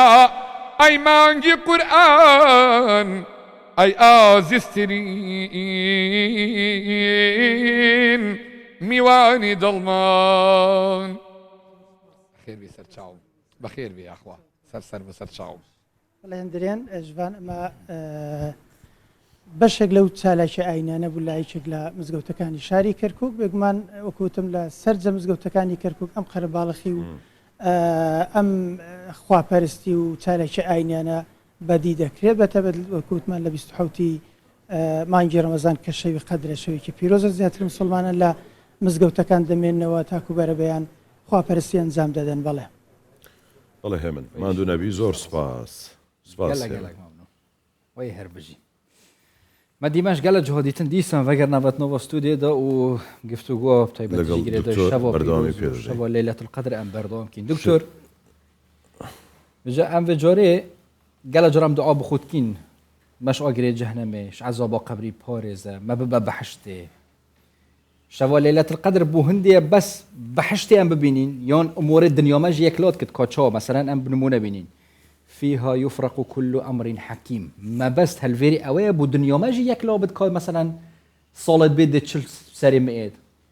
8 منية ماي دتشلي دريج بدي كرد بد نخوش بم نخوش نبم يان جداش هندي أفشفت تشتي وصا نايت أجيك جدا كرا بله أوي جناب تفرمي بشيك لو معناه كشوي ليلة القدر بخويا وقبيني شو كاتي كزانان دين معناه قدر كلي أكدنوا ليلة القدر زۆر مانای بەخۆوەگری بەڵام ئەوەی کە زۆر پێویستە باز بکرێت دوو بەشە بەشێکیان مەسلەی قەدرەکە ئەوەیە کە زۆر شتی گەورە ڕوو ئەدات لەو شەوەیدا لەبەر هەندێک خوا بە شەوەیەکی گەورەی دانایە وەچی بۆ نمونە هاتنە خوارەوەی قورئان لە لەوحی مەحفوظ بۆ ئاسمانی دنیا یان هاتنە خوارەوەی مەلائکەت تەنانەت جوبرائیل عەلەیهی سەلام لە دوای وەفاتی پێغەمبەر صلی الله علیه وسلم تەنها ساڵە یەک جا دێتە خوارە ئەویش شەوی لەیلەت القەدرە دێتەوە سەر لۆی قورئانەکە بەسەر کاتەوە جا قەدرێکی وەرگرتی ئەمە بەشێکی ئەم بابەتێ بەشی دووەمیان ئەوەی جەنابەت باس کرد کە لە سوورەتی دوخانە خوای گەورە باسەکاتن فيها يفرق كل أمر حكيم لەو شەویدا هەموو ئەو با بڵێن قەدەرەی کە خوای گەورە لەسەر ئاستی هەر تاکێک و بوونەوەرێک لەسەر زەویدا لە لەوحی مەحفوظ نووسرایە چونکە لە لەوحی مەحفوظ شتەکە کۆتایی پێهاتیە یەکەم جا باوە بزانین خواهي قولا أول ما خلق الله القلم فقال له اكتب قال وما أكتب قال اكتب مقادير السماوات حتى تقوم الساعة خلاص رفعت الأقلام وجفت الصحف يعني مقادير كان للوحي محفوظ نسرايا بلام صالانا أو مهام يعني أو قدر ددريت دستي ملائكة كان لشيء قدر ددريت دستي ملائكة كان بو هر تاكيك لإما أو شتيك خوابو إما ينسيوا أو جيبزي يعني قدر دا قوردري لشوي ليلة القدر نا قوردري نخير بالعكس أو جيبزي أكري يعني دريت تكون ملائكة كان يجمع معلومات يعني لما سلي آية من تاخوا مصيرا برو شوية وشوينيا أي شيء لشي ورقرين للوحي محفوظ ديت خواهي قورا أمر دكات كأو سجل لي فلان كسي تايبت بو ملائكتيا أو شتاني كخوابو تونسيا لما سلي رزقت آجالت أو إكلا لوحي محفوظ نسرات ديت جيبزي أكا أو بخوي لسرد جيبزي أكا أو معناي أو شقشي تدا أو معنايشي تدا معناي كم هل سورتي قدركية إنا أنزلناه في ليلة القدر وما أدراك ما ليلة القدر زادت السري ليلة القدر خير من 1000 شهر يعني عبادتي هزار مانجي تدا أو هزار مانجا يعني يجت أو شوي يك صدقة بكي بهزار صدقة بو حساب هزار مانجا حسابي خودك يك خيري بك يك نيجي بك بهشتاو بين صال نيجد بو حسابك ليه 85 ساڵ هەر کەلیمەیەکی صدقەیەک بڵێ بێجگە لە مەسەلەی صدقەی دیکە الكلمة الطيبة صدقة ئەمانە هەمووی بە عیبادەتی زۆر گەورە بۆ هەژمارەکرێ لەبەر ئەوەشە یعنی خوای گەورە وەکو منحەیەکە وەکو جۆرە فەزلێکی ئەو فەزلێکی گەلک گەورەیە لۆ خەڵکی لۆ ئومەتی محەممەدی صلی الله علیه وسلم بەردەست کردیە دەبی ئینسانی مسلمان زۆر ئاگادار بی لەو دەرفەتانە لە دەستە خۆی نەدا چونکە ئەو دەرفەتانە کە دێن چەند کاتێکی دیاریکرا و کەمن والعصر إن الإنسان لفي خسر إنسان وشيء إنسان كلا قرآن هاتوا هيت كاتيك بباشا باس نكرا بتنها إن الإنسان خلق علوها إن الإنسان لا يطغى هيت يان باسي أو نكرا إن الإنسان لفي خسر بلام لدواي داك باش جركو صفتك ديت إلا الذين آمنوا أوجا وعملوا الصالحات ذا أو عصراك خواي جورا سوين بكات أخواتن دبي درفتيك ولا دس خوتي ندي وكل شيء ليلة القدر ئێستا بۆ نمونە ئەگەر هات و سبێنی ئەو فەرق بدرێ بڵێ کاکە سبێنی لە فلان بەنزینخانەی بەنزین بەلاشە بەنزی بەلاشە بڕۆ تێکە بەنزین یان شتێکی وها گران بەها خەڵک هەموو ئەوەستی شەوێش هەیە خێمەی هەڵدا بۆ ماوەی نازان مەجموعە سیارێکی زۆر ڕاوەستا بوون مەلیکەکانیان پێگۆ بەس ناو تەسجیل دەکرا هەبوو دوو شەو بوو مابەوە خێمەشی هەڵدا بوو بەس ناوەکەی تەسجیل بکرێ ئەی باشە گە شەوێک خوای گەورە ئەو هەموو فەزڵە و ڕەحمەتی لۆ ئینسانی تێدا فەراهەم کردیە چۆن نەکرێمە پێشوازی لێ نەکەین و خێمە هەڵ نەدەین و شەو نخوونی نەکەین هۆکاری چییە خەڵکێک کەم تەرخەمی دەکات لەوەی کە ئەو ئامادەیە باشەی تێدا نییە کە پێشوازی لێ بکات دوو هۆکار هەیە بڕێ من یەکێکیان ئەوەیە ئاگای لێ نیە نەزانە بێ ئاگایە لە مەسەلەکەی ڕاستی ئەو یەکێکە لە خاڵەکان خاڵی دووەمیان بەڕاستی مەسلەی مەشغەڵەتی ئینسان لەو سەردەمەی کە ئێستا تێدایە چونکە ئێستا ڕاستی خەڵک زۆر مەشغولە بە تەکنۆلۆژیای ئێستا بە تایبەتی بە فەزای ئینتەرنێتەوە یعنی ئەو ئایپادەی کە پێێتە ئەو تەلەڤیزیۆنەی کە هەیە لە ماڵەوە هەموو مەشغەڵەتێکی وا ئەداتە ئینسانی زۆرجا ئینسان کاتەکەی خۆی زۆر لە دەستەدا یعنی جا لەبەر ئەوەش پێویستە ینی کاتێک کە بابەتی پەروەردەم باس کرد لە سەرەتا زۆر مهمە لە شەوی لەیلەتول قەدردا بابەتە پەروەردەکەشی تێدا ڕەچاو بکرێت کە پێغەمبەری خوا منداڵەکانی خۆی بان کردیە مەبەستێکی هەبووە لە بانکردنەکەی خۆ هەر بانکردنێکی هاکەزایی نەبووە بەڵکو مەبەستی هەبووە بۆ ئەوی زیاتر خوا بناسی چونکە کاتێک کە دەڵێین ئەو کەسە بێ ئاگایە لە با بڵێین فەزلی شەوی لەیلەتول قەدر بێ ئاگاشە لەوەی کە ئایا خوای گەورە چێیە چونکە ئێمە کاتێک کە دەڵێن قەدر وشەی قەدر کە ئەگە بڵێن خوای گەورە ئەو ناوەی بەخشیوەتە ئەو شەوەی دەبێت لە بە قەدری خوا ئەمە قەدری بزانین چونکە خوا لەومەی ئەو کەسانە ئەکا وما قدر الله حق قدره والأرض جميعا قبضته يوم القيامة لە کاتێک کە قەدری خوای گەورە لە دەستدا نەتزانی ئەوە شەوی قەدریشمانایەکەی نازانرێ دکتۆر شەوی قەدر لێرەتول قەدر بەخۆی شەوێکە پیرۆز بووە بۆیە خوای گەورە قورئانی تێدا هێناوەتە خوارەوەی یاخود بەهۆی هاتنە خوارەوەی قورئانی پیرۆز شەوەکە پیرۆز بووە خۆی بێگومان قورئانەکە وای کردی ڕەمەزانەکەش پیرۆز بی چونکە مانجی ڕەمەزان کە ئەو هەموو تایبەتمەندیانەی کە خوای گەورە پێی بەخشیوە و بالذات کە دێنە سەر مانجی ڕەمەزان چەند تایبەتمەندێکی لۆ باسەکرێ یەک لەوان بەسنەوەی هەموو صفدت الشياطين وفتحت أبواب الجنة وغلقت أبواب النيران أو أنا همو تايبت مدينة بلام أويك لهموي جرينتر يعني لهموي زياتر زختي لأكريتوا كشيء اجتداء بيلان شيء ليلة القدر لبرهندش أخوي جولة لصورته إلى الآيات كيد فرمي شهر رمضان الذي أنزل فيه القرآن أنزل فيه القرآن كيز بجوري باسكرديا بويك رمضانك أو جوري كوريجتي أو بتايب شيء ليلة القدر بهوي قرآنك هدى للناس وبينات من الهدى والفرقان أو قرآن هداية إنسان دام رفايتي بو أو دستي أجري لو تنقل صلما وتاقي كرنواني دنيا دستي بجري لدنيا ولا قيامة سركوتين بدز بيني ومن يعمل من الصالحات من ذكر أو أنثى هردو بشكي هردو رجزكي فلا نحيينه حياة طيبة وبزان أخوي جور له هردو دنيا خوشترين جاني بخشي زالبر أو إنسان بزاني كقرآن أو زورة فضلة جوري قرآن وهيكدو كمان جرى رمضان جوربي جوري قرآن وهيكدو شوي ليلة القدر شيكيك بلو شواني كخواي جورة أو زورة قدر أو أزرب هذا شيء تيدا بابلين فراهم كربلو إنساني مسلمان تنهاب أو نديه كتوبيش وازيل يبكي بتي خيمة هالدي بتي شونيش بكي بتي خلوت بكي لقى خواي جورة أما بلد ويش الله خدش ترازي بالدكتور سلامتك قالك ممنون الله خير وبركة دو الشباب بروه همين مسلمان إن شاء الله وشكا هاتي با أزرباداش ليلة القدر بردك إن شاء الله إن شاء الله يا خبر خير بيدك دكتور جبير جينا كان دكتور قالت له كتشوف مزقفتي مش دعاء بهذا والله إن شاء الله إن شاء الله خير جورا موفقك هر بيت قالوا يعني بنيراني عزيز دعاء بوب كان خطي خير بالنسبة والله متوتنا بري خدمته كأجر بوي مش قبولنا ببوخان قبوله وموفقك إن شاء الله أزرب هذا شتان بداته سلامة أيوه هم كاتب دكتور جان من دالتها بلى كان ناوي من دالك كانت هنا ناوي مشبينا بخير يا اخوي ان شاء الله اولا بيرناك يستاهل جناب تولو هم مسلمان لو كردستان لو هم شوينك دعاء اللهم امين خدش رازي الله يبارك فيك قال دبوره بيروز بس لا ام دوباره استودیو در کبین دیمنین مزگفت ها ببینین که آوادان پرستن و عبادات مسلمان کل هر جهی که برای خدایین مزگفت و افشفه زندید کن نوستن خارن و خارن هر تشتک هیلا شول و کسب و کسابت هیلا اینا برف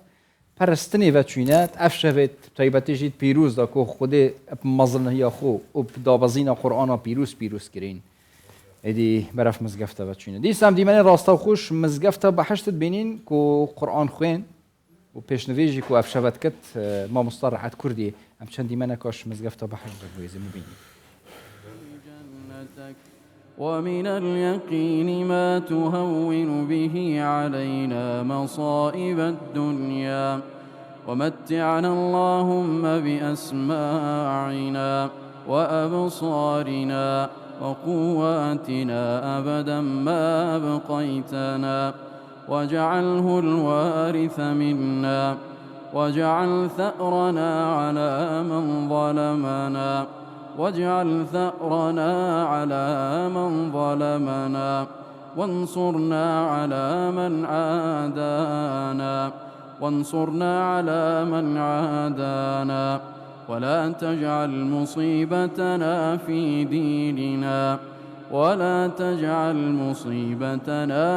ديننا اللهم لا تجعل مصيبتنا في ديننا واجعل الحياة زيادة لنا في كل خير والموت راحة لنا من كل شر اللهم عافنا في أبداننا اللهم عافنا في أسماعنا اللهم عافنا في أبصارنا لا إله إلا أنت اللهم إنا نعوذ بك من الكفر والفقر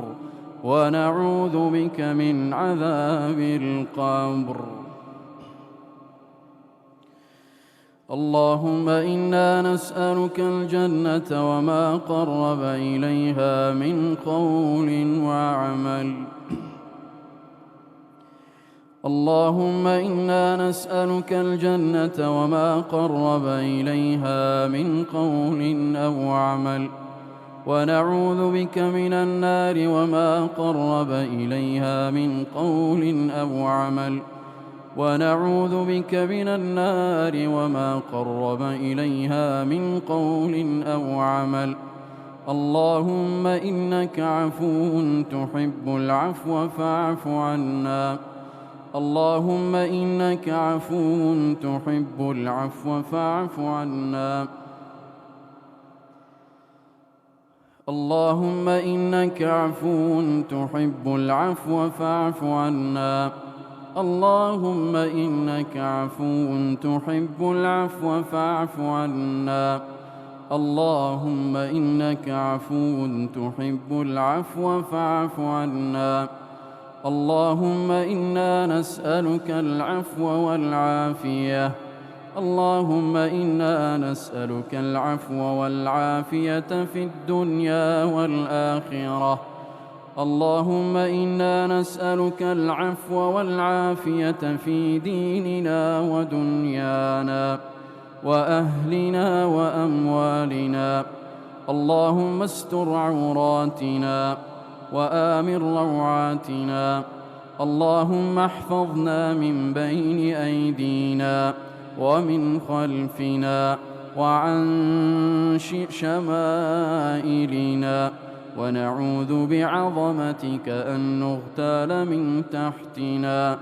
اللهم أنت ربنا لا إله إلا أنت لا إله إلا أنت سبحانك إنا كنا من الظالمين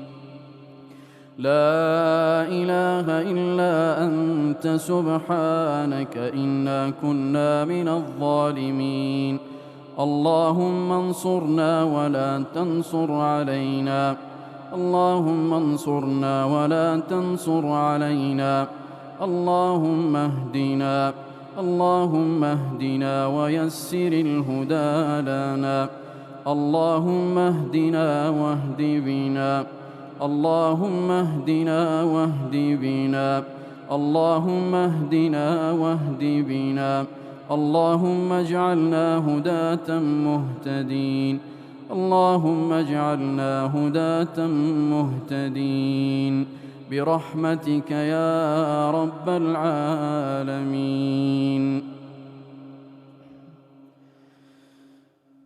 اللهم أنت ربنا لا إله إلا أنت، خلقتنا ونحن عبيدك، ونحن على عهدك ووعدك ما استطعنا، نعوذ بك من شر ما صنعنا، نبوء لك بنعمتك علينا ونبوء بذنوبنا ونعترف بذنوبنا، فاغفر لنا اللهم فاغفر لنا اللهم فاغفر لنا، فإنه لا يغفر الذنوب إلا أنت. اللهم ارحمنا برحمتك، اللهم ارحمنا برحمتك، اللهم عاملنا برحمتك، اللهم عاملنا برحمتك، اللهم عاملنا برحمتك. اللهم إنا نسألك من الخير كله عاجله وآجله ما علمنا منه وما لم نعلم، ونعوذ بك اللهم من الشر كله عاجله وآجله ما علمنا منه وما لم نعلم. اللهم إنا نعوذ بك من الشر كله عاجله وآجله ما علمنا منه وما لم نعلم. اللهم ارزقنا الإخلاص في القول والعمل، اللهم ارزقنا الإخلاص في القول. بەڵێ بەڕێزانەمەی کە دەیبینن لە چەند گۆشەنیگەیەکی جیاوازەوە لە شاشەی کوردستان 24ەوە کە پارێزگاکانی هەرێمی کوردستان تێدا هۆک سلێمانی هەولێر هەروەها کەرکووچیشی تێدا بکە ڕاستەوخۆ ئێستا لە نێو مزگەوتەکان مسلمانان عیبادەت دەکەن بۆ ئومێدی کە بەر پیرۆزی و فەڕی شەوی لەیلەتول قەدر بکەون عیبادەتەکانی خۆیان چڕ کردوتەوە بەتایبەت لەم دەشەوەی ئاخیرەوە بەتایبەتریش لەم شەوەدا 27 کە زۆربەی دەقەکان وە زانایان لەم بارەیەوە قسە دەکەن دەڵێن ڕەنگە کەوتی بێتە شەوی 27ەوە بۆیە پرۆشی و جۆش و خۆشیان زیاتر لەم شەوەدا زیاتر کۆ کردەوە و دەیانەوێ بە پرۆشەوە عیبادەت بکەن و داوا لەخوا دەکەن کە بەر پیرۆزەکانی ئەم شەوە بکەون. ئێمەش لە بەرنامەی پاشیوە لەگەڵتان بەردەوامین بۆ پێشکەشکردنی بڕگەوابەتەکانی کە لە نێو ئەم بەرنامەدا هەیە. ئەمە ڕووماڵێکی خێرا بوو پێم وابێ لە کاتەکانی دوای جارشی دیکەش دەچینەوە لای بەڵام ئێستا نێو ستۆدیۆین کاتی ئەوەیە کە گوێ لە بەرهەمێکی دیکەتان بگرین. کاک ئامانج چیتان حازرە کە بتانێت پێشکەشمان بکەن؟ کاک ئامانج هەل دەست پێکێ بەس قورئانە پیرۆزمە دەست پێ کرد و وێجا دەبێتە بەرهەمەیەکێ چکەم زیاتر مژێلی بەحەزکردنەوەی بابەتی پیرۆزبین. کاک ئامانج ئەم وێجاری دێ چ پێشکەشکن؟ انشاءالله باشترین دەستپێکمە هەبێ الحەمدولله. انشاءالله دە دەستپێکێتمە هەت باش بن ئیشەڵڵا پشتی دەستپێکێش دی هەت باش بن. دەچینە خزمەت شیعرەکە و وەصف حەزرەتی محەممەد المستەفات کەتون لێ شێوێدا و هەمژی سڵاواتدان ئەلدیدارە حەزرەتی محەممەد المستەفا و چەند وەصفێکێت حەزرەتی محەممەد المستەفا صلی الله عليه وسلم.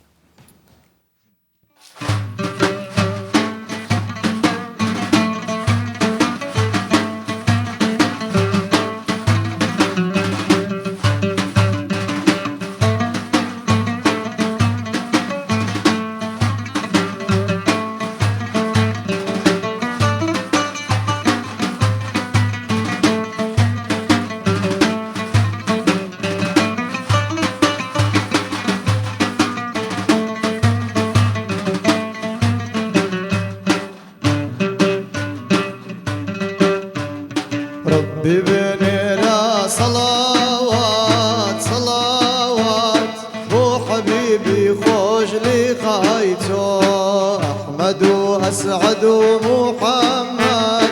محمد مجتبى يوم مصطفى ربي بني لا صلوات خجلي خايتو أحمد وأسعد ومحمد محمد مجتبى ومصطفيتو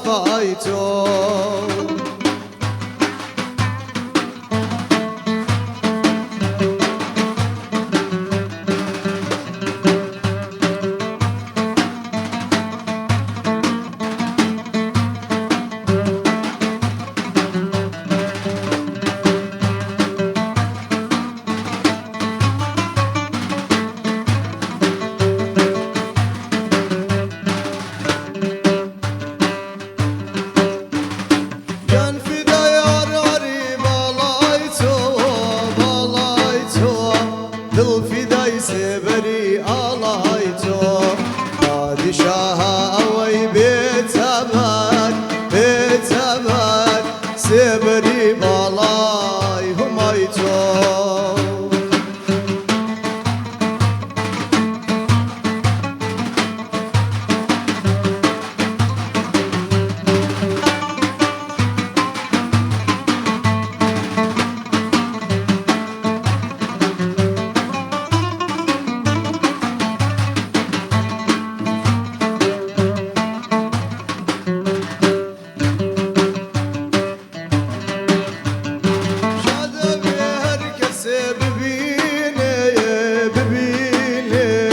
هيئة صورة سمايتو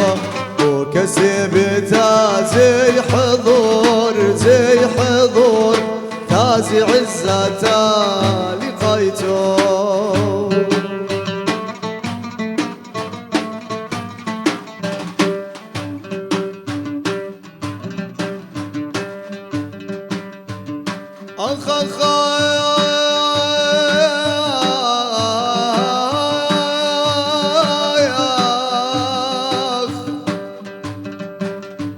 يا رسول الله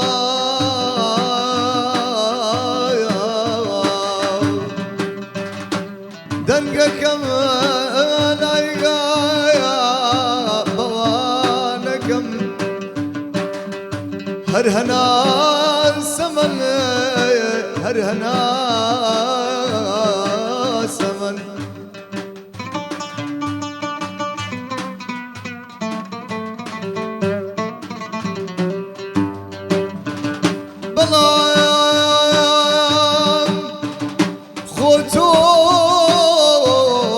خوتون حكيمي دلاني دزاني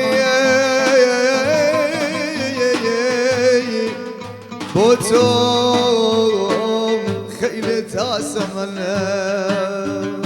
ربي بيني را صلوات وحبيبي خوجلي خايتو أحمد وأسعد ومحمد مجتبى ومصطفيتو أي ما شاء الله وي وي دست التفرش وي بدنجة هرب مينوت ودست الجماعة أجمعين إن شاء الله. إن شاء الله خذي خيرها من مسد. اللهم صل على محمد. اللهم صل على سيدنا محمد. خيرت وان شوادا و همه گشتی خیر کرن نبتنی اوه تو دیناره که بدیه که نبتنی اوه تو پیوکا خیری بشی بلکو گلک بابا تاب خوفت گرد حتی گهته پاراستن یانجی قرطال کرنا کسی کش مرنه یانجیش نخوشیه که چه خدای مزن بیجد فرمود و من احیاها فکأنما احیا الناس جميعا و بطایبتیش هندک نخوشیت هین و کم بیجین دم دریجن پیتوی بهاریکاری ها بردام هیا هبونه منه خین منه هر نوعی زوریش بیان یه پیدران خین خون کیش رخی دیجن خون کویا لا کویا دوره دارن خون طيب تيجي عندك نخوشيت هين قريداي خينه و خوينه بردام بيتوي آریکاریا هی وقتی تو خینت بخشی هر وکی وقت تجیانو کسکی قرطال بکربتش مرنه یعنی جیش نخوشیه که گلک آمازن عوضی خیره که گلک آمازنه خیر کرن طیبتیجی جدا نه گلک بوارا و بخوبت گرد جبر هندجی اف شبه خود حس کرد دخین بخشینشی بحث کن نوه شبه پیروز دا هر بۆ مە بەستەش دو مهوان دێمە هەبن هەردووژی ئەس بوارد کن وێت گەلک برادەرێتێک بن چونکی کاری هەردووکۆ گەلک پێی وەگرێدا هم ئەوێت توشبی هم ئەوێت خین بەخشن بژام خوددا هەست کرد خێراتەوە هەردووکۆ بکەین دکتۆر سانح بابەکر ڕێوەبەرێ بانقا خینێ و کاک کاروان حاجی علی سەرپەرشتیارە ڕێکخراوە خین بەخشینێ این گەلە بخێرات بەخشینی خوێن و ژیان ئەوە ناوی ڕێکخراوەکە دقی هەولێر یاخوا بەخێر بن وا بەخێر بێن و ڕەمەزانێشتان پیرۆز ئەم شەوە پیرۆزەش پیرۆستان فەڕ و پیرۆزەکانی ئەو شەو دەکەون ممنون ئەجمعین ئینشاءالله ئەمش دکتوری دەست بکەین دکتۆر تو گەلە بخێرەوە زۆر سپاس ممنون ڕەوشە بانقا خینێ ئەس دوێتین ئەڤروژی سەردۆنە بانقیەوە کرد داوام کرد ڕەوشەوەیە چاوەیە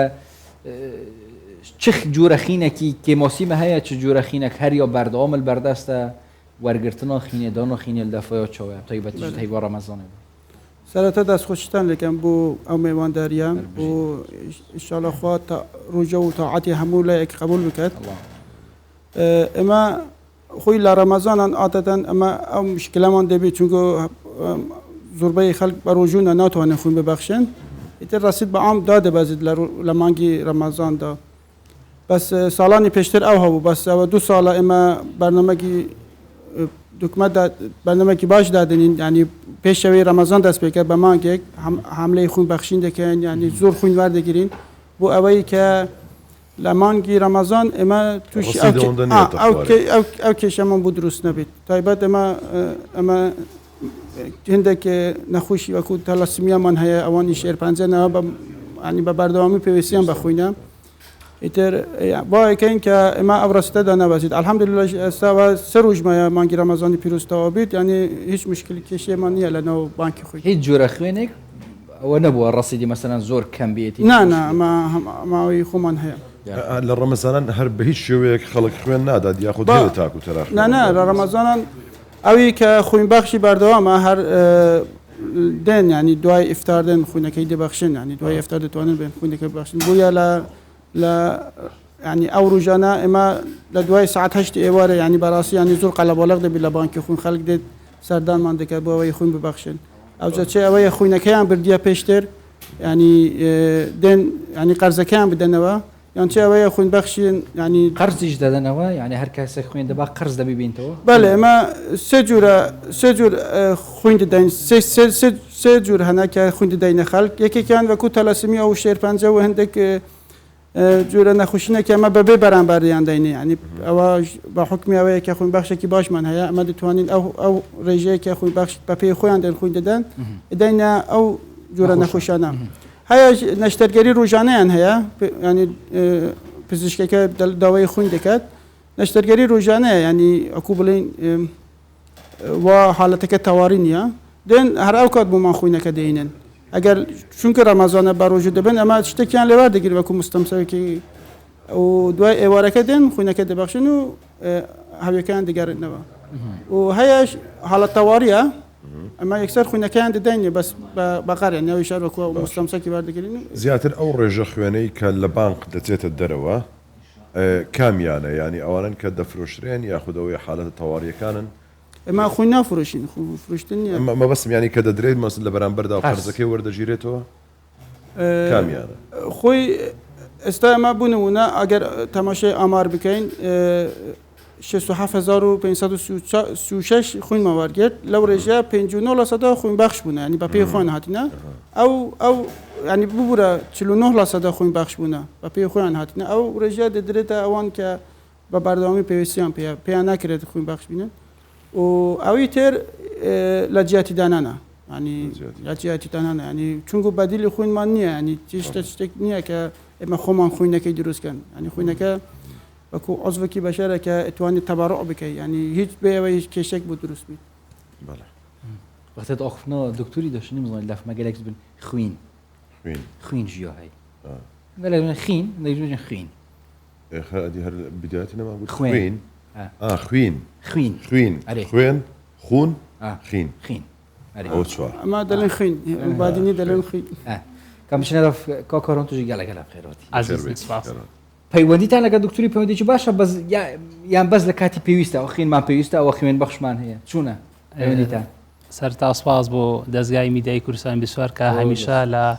کارە مرۆڤ دۆسیەکان هاوکارمانە و هاوکارمانە لە گەیاندنی پەیامی مرۆڤ دۆسی ئێمە و ساڵانە لە گەیاندنی پەیامەکانی هاوکارمانە و ئینشەڵا ئەم ساڵیش وەکو ساڵانی تر هەمیشە پێشەنگ بۆ کوردستان بسوار ئێمە وەکو ڕێکخراوی بەخشین و خوێنوژان لەقی هەولێر لەگەڵ بەڕێوەبەراتی بانقی خوێن هەماهنگێکی زۆر باشمان هەیە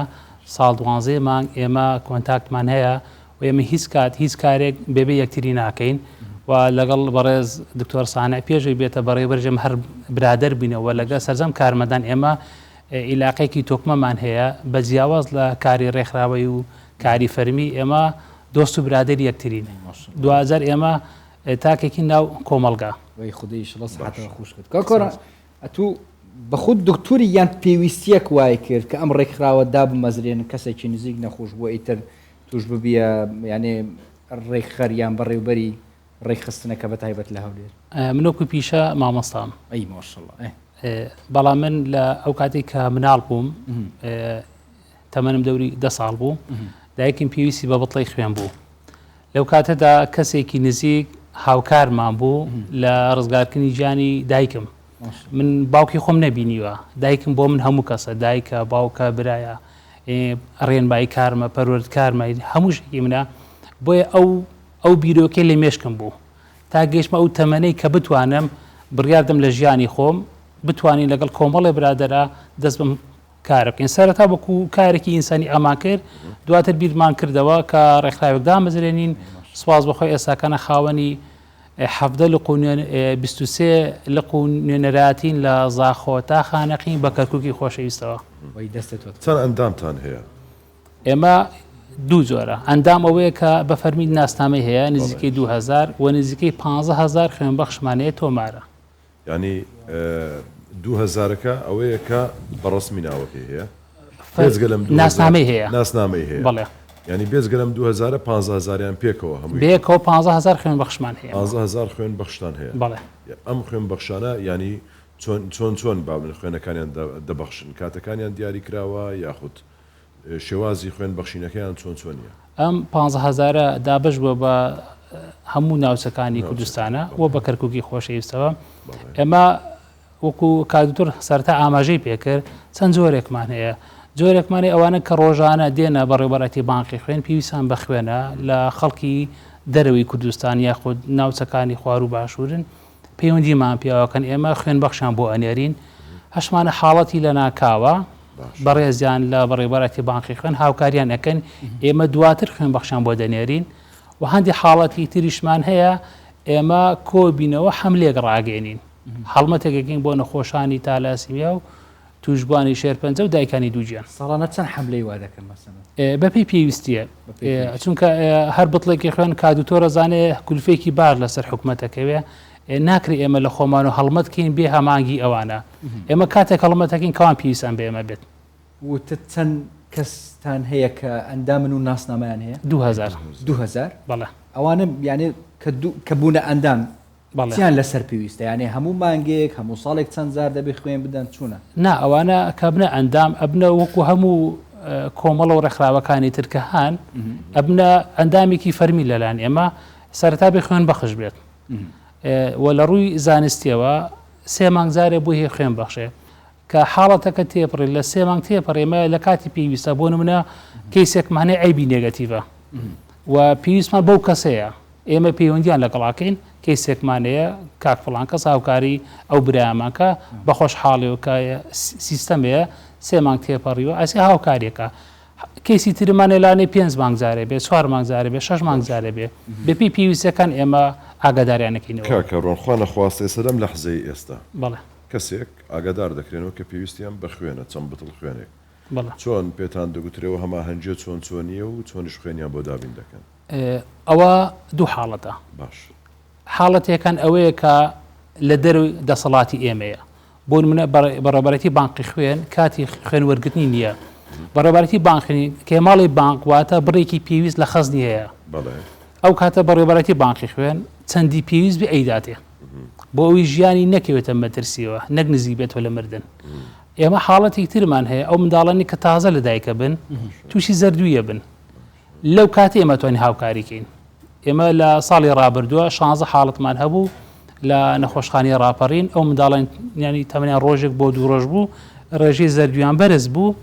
لە نیوە شەوان لە درنگانی شەوە پەیوەندیان پێمانەوە کرد ئێمە بەخشەرێکی ئۆنێگەتیڤ لەگەڵ خۆمانە ئەبین ئەیبین چەند فحوساتێکی بۆ ئەکان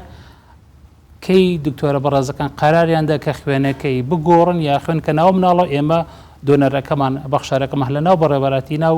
نەخۆشخانەی ڕاپەڕین بڵە خوێنەکە ئەبەخشێ و ئەیدات بۆ مناڵە تازە لە دایک بووە.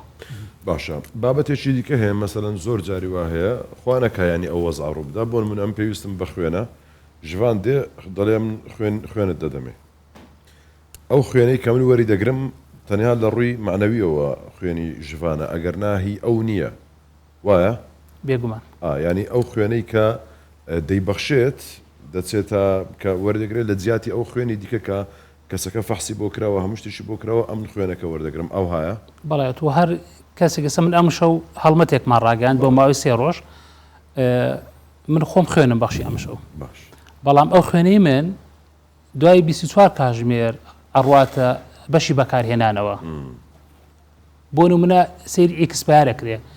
کاوەی نزیکترین کاتێ بۆ ئێکسپایر ئەوە ئەدرێ بە ئەو کەسێک کە پێویستێتی ناکرێ من ئەمڕۆ خوێن بەخشین بیانی بدەم بە کەسێکی تر چونکە بە پێی کات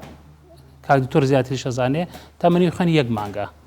بۆ ئەوەی کاوەی ئێکسپاری نزیک بێ بۆ ئەوەی تووشی لە ناوچوون نەبێبوونی خوێن 1 مانگە بەڵێ هەموو جۆرەکانی خوێن بەڵێ بۆ تووشی لە ناوچوون نەبێ و حکوومەت ئەو زەرەر ناکە ئەو توانە مرۆیە کە وا بە ئاسانی بەدەست نایەت بە فیڕۆ نەچێت ئەدرێت بۆ کەسانەی کە پێویستیانە ئیتر بە پێی ڕۆژ لە بەڕێوەبەراتی بانک خوێن ئەوان ئەتوانن سەرفکردن هەبێ بۆ ئەوەی لە ناوچوون نەبێت. دکتۆر سانە هەلگرتنەوە خینێ تایبەتیژی ئەو ئەمیرێل بەردەستی وهین گەلە پێشکەفتین سەر وەکیل وان سەر ئاستا جیهانێ یانجی وە پێتویب ئەمیرێت پێشکەفتی تر هەیە مەسەلەن بۆ نمونە کە ماژە پێکرد و دەمێ خینێ بسەرڤەچەت یەک هەیڤە ئەڤە گرێدای ئەمیرێت کوتێنە بکارانین هین شێن زێدەتر هەلگرن یانجی بتنێ ئەڤە يعني هەر هۆسایە دەمێ سەرڤەچوونێ زوو پرسیارێکی جوان بوو یعنی ئێستا ئەمە کە خوێنەکە وەردەگرین ئەمە دوایە بە هەندێک جیهازێک ینی جایەکەینە ینی پێکاتەکانی خوین جایەکەینە مەسەن پلازمامان هەیە ئەقراسمان هەیە و لەولەش ینی خروکە سوورەکان کەەوە خوێنەکە کە دەڵین خوێن ئەو خروکە سوورەکەیە و پلازما ئەمە ساڵێک هەلدەگرین ئەمە مجامیدەمان هەیە ینی ناقص 50 ینی ئەوە تا ساڵێک ینی لە خەزنی خۆمان هەیە و لەولە ئەقراسەکان 6 ڕۆژ ئەمریانە ینی تەمەنیان 6 ڕۆژە ینی ئەوە زۆر جا مەسەلەن ئێمە بەسەوەژی کێشە دروست نەبێت ئەوە هەندێک ئامر هەیە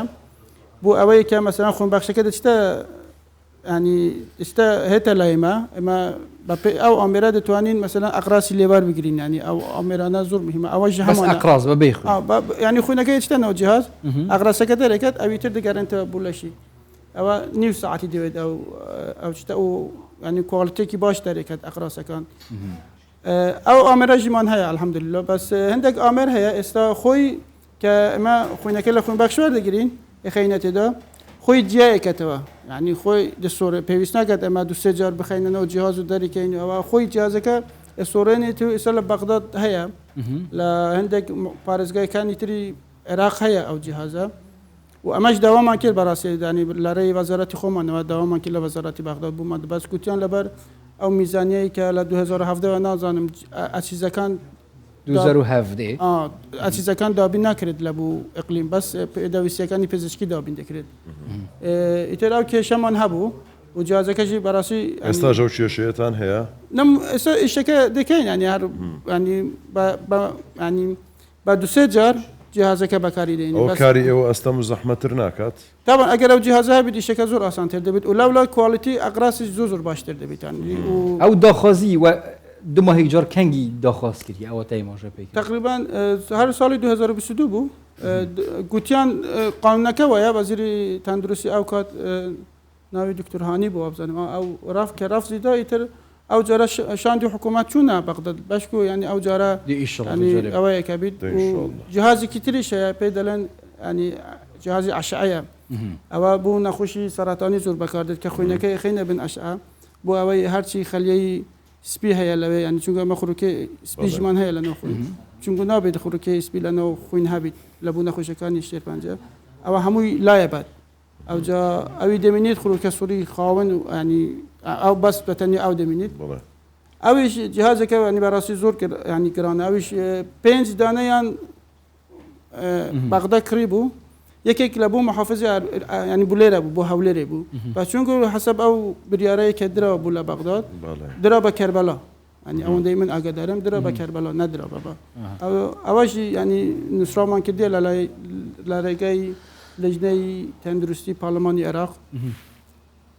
گوتمان ینی ئەگەر ئەو جیهازە بوومان بگەڕنەوە ینی ئێمەژی چونکە زۆر نەخۆش لە جنوبەوە بوومان دێت ینی ئێمە نەخۆش ینی ئەگەر تەماشاکەین ینی سەدا چل مراجعەکان کە دێنە بانکی خۆن ینی هاوڵاتی جنوبن ینی هاوڵاتی پارێزگەکانی عێراق ئەو ئامارەتان پێداون بەڵێ ئەمن کە نووسرامان کردیە هەموو ئاماژەی ئەو شتەنەمان کردبوو ینی کە ئەوجا جەنابی وەزیری تەندروستی هەرێمیش ینی نووسراو کردبوو لە بوویان ئینشاڵڵا ئەو جارە کە سەردانیان کرد باش دکتۆر ئەز جارە پرسیارێکی بکەم مەسەلەن کابرای هەیت بێژێت ئەس من پێتوی هەی ئەس خینەخۆ بەردەم جارێ ئەزێ بزانم کەنگی ئینسانی مرۆڤی پێتوی خینەخۆ بەردەت یانژی بۆ خین بەخشینە بێت یانژی بێژێت ئەس دێ حیجامێکم ئەوە وە معلوماتی وەرگرتین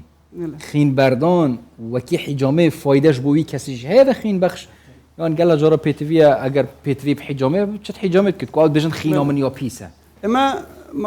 مادەی ئاسنمان هەیە لە لەش باشە ئەو ئاسنە لە لەش دەرناچێت وەکو شتەکان کە زیادە بێدار بچێت هەر دەمێنێت ئەوجا کە ببینێت تووشی ژانە سەرە دەکات ینی ڕێژەکەیکە زۆر بوو تەنیا ڕێگەیەکەیە کە خلاص بی لە ڕێژە زۆرەی ئاسن خوین بەربوونە خوینەکەیکە بەریدەین ئەتا لە بوو ئەوەیە بوو نەخۆشیەکانی دڵیش باشە ینی دەتپارێزی لە هەرچی نەخۆشی دڵ هەیە چونکە ڕێژەی ئاسن نۆرمال دەکەیت ئەنی نە زیاد بیت نەکەم بیت کە خوین بە بەردەوامی ببەخشێ 3 مانگ جارێک یان 4 مانگ جارێک بێ خوین ببەخشی بە نسبەت حەجامەشی هەر نەفس شتە ینی حەجامەشی خوینەکە بەرێدات ینی ڕزگار دەبێت لەو ڕێژە ئاسنەیەکە هەیە بەس لێرە شتێکە ینی ئێستا یەکێکە حەجامەیەکە نازانیت ئەو جیهازانەی کە بەکاری دێنیت ئایا تەندروست نیان بوو نەفرێکی تری کار هێنایە ینی احتمال هەیە لەو کات تووشی ڤایرۆسێک بیخواانەکەت ئەوجا کە ئێمە دێتە لە ئێمە خوین ببەخشیت شتوانێ ینی لە ئێمە ئەمە یەک جار نیدلەکە بەکاردێنین فڕێدەن ینی ئەو نییە کە چەند جار نیدل بەکاردێنین ینی یەک نیدلە بەکاری دێنین و خوین بەخشین ئەتو خوینەکەت فرە نەدێنەوە مەجرا بەڵام خوێن بەخشین و حجامە دوشتی جیاوازە لە بوو خۆی زانستیان یەک شتە ینی کە خوینەکە لە لەشە دەرەچیت جارێ لە حجامەدا بۆ نمونە لێرێ یان لە پشتی سەریان لە پشتی لە شوێنەکان فەرق ناکات ئەوان دەزانیت ئەمن بەڕاستی زۆر جار قەسەم کردیە لەنەوە ینی دەستگاکانی میدیاش ینی هەتا مامۆستایەکی ئاینیش هاتە لامان کە خوین بەخشی ینی ئەو بابەتە خستە و گوتی خەڵک بۆ نەچێت حەجامە بکات بابێن خوینەکە ببەخشێت ینی نەفس شتە ینی یەک شتی هەیە لە ڕووی زانستی و طبیەوە یەک شتە یەک بەسێرە شتێکی تر هەیە ینی ئەمن کە حەجامەیەکە خوینەکە فڕێدەم ینی بەس کە خوینەکەی بەخشێم 3 کەس ڕزگارێکم لە مردن یەک جار کە خوینەکە بەخشی بەسە مەسەڵەن مامۆستاکارمان خوینی بەخشی ئەوڕۆ ئەساس دەگوترێ مەسەڵەن خوێنی حجامە فەرقی هەیە هیچ فەرقی نییە ئەمە دەڵێن ئێستا دەڵێن حەجامە خوینی پیس لە لەشە دەرەکەت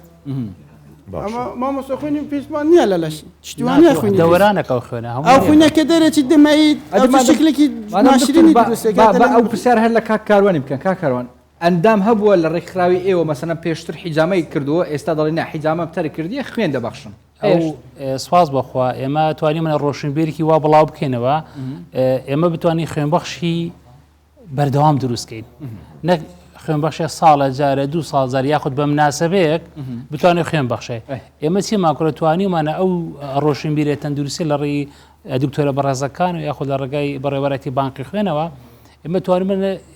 ڕۆشنبیرێکی وا پێیاکەین کە ئێمە خوێنبەخشی وا دروستکەین 3 مانگ جارێ خوێن ببەخشێ کە هەر خوێنبەخشێک 3 مانگ جارێ خوێن بەخشەیە حیجامە ناکە بەڵام ئەگەر 3 مانگ جارێ خوێن بەخشی لە ڕووی تەندروستیەوە دروستە کێشەی نیە لە ئەگەر 3 مانگ جارێک خوێنی بەخشی با ساڵی جارێکیش حیجامە بەسەرە بۆ ئافرەت 4 مانگ جارێکە ینی بە ئەمە باشە دەگوترێ ئەگەر کەسێک خوێن ببەخشێتەوە ئیدی فێر دەبێت شتواني أو قصيدة زاني يعني لروي زاني سوى يعني دروسنيها چونکو بالعكس يعني تو مخي اسك چالاك دبيت كخوينكي بخشي وهندك باشي تريش كخوينكي بخشي اما اگر جوازي بكين لقال حجامه اما كخوينكي بخشي اما مجموعه تيستي بو يكين اي فيروساتا اما پیش بدين خوينكي بدين نخوش تيستي بو يكين اگر مشكله كبو او زود زانت كمشكله كي هي يعني او تيستي بو دكريت بو كسب بزاين تواناي خوين بخشيني هي يعني مكو نكتي كابرا شو بطلع خوينك بس دو بطلع تكربوتها اما پیش اوي كبچتنو جاي خوين بخشين اما مجموعه تيستي كي بو يكين يعني بزاني رجي خويني چند يعني زختي لي يجرين بزانين پیشتر عمليات كرديا درمانك ورگرتوا يعني عندك نخوشه ناتواني خون بدن دين او بداياتي عندك شتي بدايه دواي او خوينك كده تشتنو مختبري اما فحصي فيروسات يجبو يكين اگر خوان اگر تشتكي هبو يعني لاريكاي وقايه وتليفون يام بوده كان كبن چاره سر ور بگرين يعني اواجي يعني استفاده كي زور لبو خوين بخشي كاكروان سي صالكترين اندامي ركراوه كتان اگر ناو كان كبير والله سپاس بۆ خێمە ئەندامی وامان زۆرە یەکێ لەو ئەندامانە کە مەڕوان یحیا شێروانیە کە بۆ یەکەم جار لە ساڵی 1965 لە ئۆردیگای زێوە خوێنی بەخشیوە هەتا ئێستا چەند خوێنی داوە نزیکەی 100 بۆ 110 بەتڵ کە زاهیرمان هەیە نابینایە کەمەندامی سەنگەرە بە پلەی شەیدی زیندوو ئەم شەو هات خوێنی بەخشی خات و هودا سابری زەنگەنەمان هەیە کە پێشتر باوکی ڕاگەنکار بووە و بەڕێزیان ئەو یەکێ لەو ئافرەتە چالاکانێک کە خوێن دەبەخشێ پلازما دەبەخشێ پلەیلات دەبەخشێ هەر کاتێ ئێمە پێویستمان پێ بێ ئەو خاتونە ئامادەیە خێرا هەمیەوە بنوێسن سەحەتەوە نەخۆش کەتیشەوە ئامین بەس هەبووە تەندروستی باش نەبی دوای خوێن بەخشین تەندروستی باشتر بووە دوای خوێن بەخشین تەندروستی باشتر بە ئەو حاڵاتانە زۆر ێسە بۆ نمونە تۆ هەر کەسە کە خوێن ئەبەخشێت نزیکەی 400 بۆ 600 یەکەی چەوری لە خوێنەکەی ئەڕوات یعنی تۆ ئەگەر 15 کیلۆمەتر بە ئینتڵاق ڕابکەی ئەم زاتون ئەوەندە یەکەی چەوری لە خوێنت بڕوە باش نبتين اتو برا وعدي ورس بتودا خوندان اك دقه وتان لما كرد وعدي ووقت مو بقاته وعدي جنهيان اولا هم انا اسانترا ان شاء الله اما عاده ام هلمتك اگرنا اما تشتك مان هيا اما يعني روجي دامازراندني هر دزگاه يعني هر حزب يعني هر تشتك يعني داوای حلمتی خوین بخشین دکن ما دتوانی لا خود حس کت سر کردستان 24 ام ده ما دتوانی سر کم بینه سر کم هاو کارانم دلین لروجک دا اما لکردستان 24 حلمتک دکین و تیدا و پیدا وست خودان بین ایرو او کاک مریوان دستی برس کرد او کاک احمد او ما لکنالی 24 او 2 3 4 5 6 7 اون گوت سان کسن کنترل سي حرف اوش دا او دا يازدرتو كاكندري اما دو اندامي تسالاك مني هلا دزگای کوردستانی سەردام خاتو ئارەزوو خاتو ئارەزوو کە خوێن بەخشێکی چالاکە لە مانگی ڕەمەزان خوێنی بەخشی و کاگارام کاکەخان بەشی ئابووری ئەویش خوێنی ئەی ناقسا کاگارامیش خوێن بەخشێکی چالاکە وای هەربژی گەلە سپاس بووە دەستێت خۆش خودی خێرا بەستی سلام ئەم گەلە خۆشحاڵ بین حاضر بینەوە هەردوو سپاس بۆی زۆر سپاس بۆ بێمەداری سپاس بۆی باش مەجان بەجێری بچینە وێرەخی سرودەکە تایبەت وێ شەوە تایبەتدا خودی ئینشەڵا سڵامەتی بۆ هەمین نەخۆشەفڕێکت یا ڕەبی کەس پێتوی بلەس وەرگرتن ئاخینی نەبێت دێکارم کرد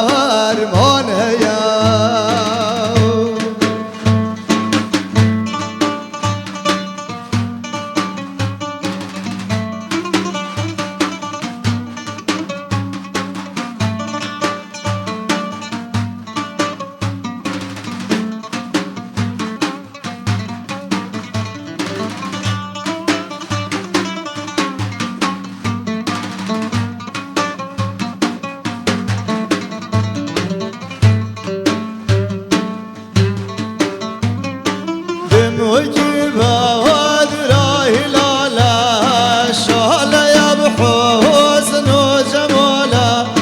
دموكي بواد راهي لالا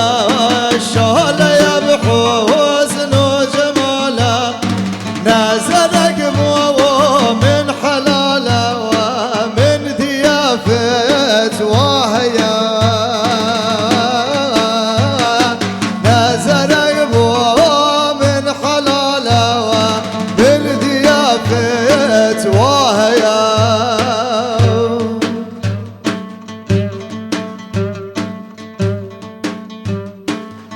هاي دنيا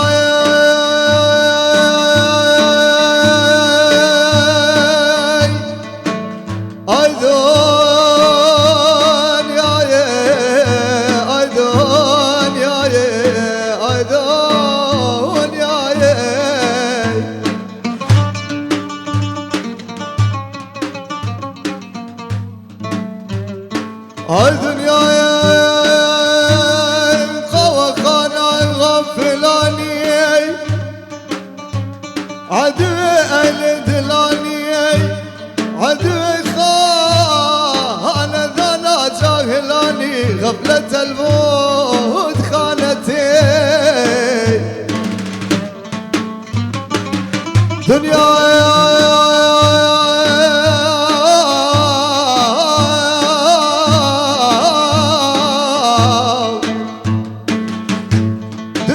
دار سربستيا فنجانا ميل دستيا فردن الشوان بستيا ويلا لا شوكتي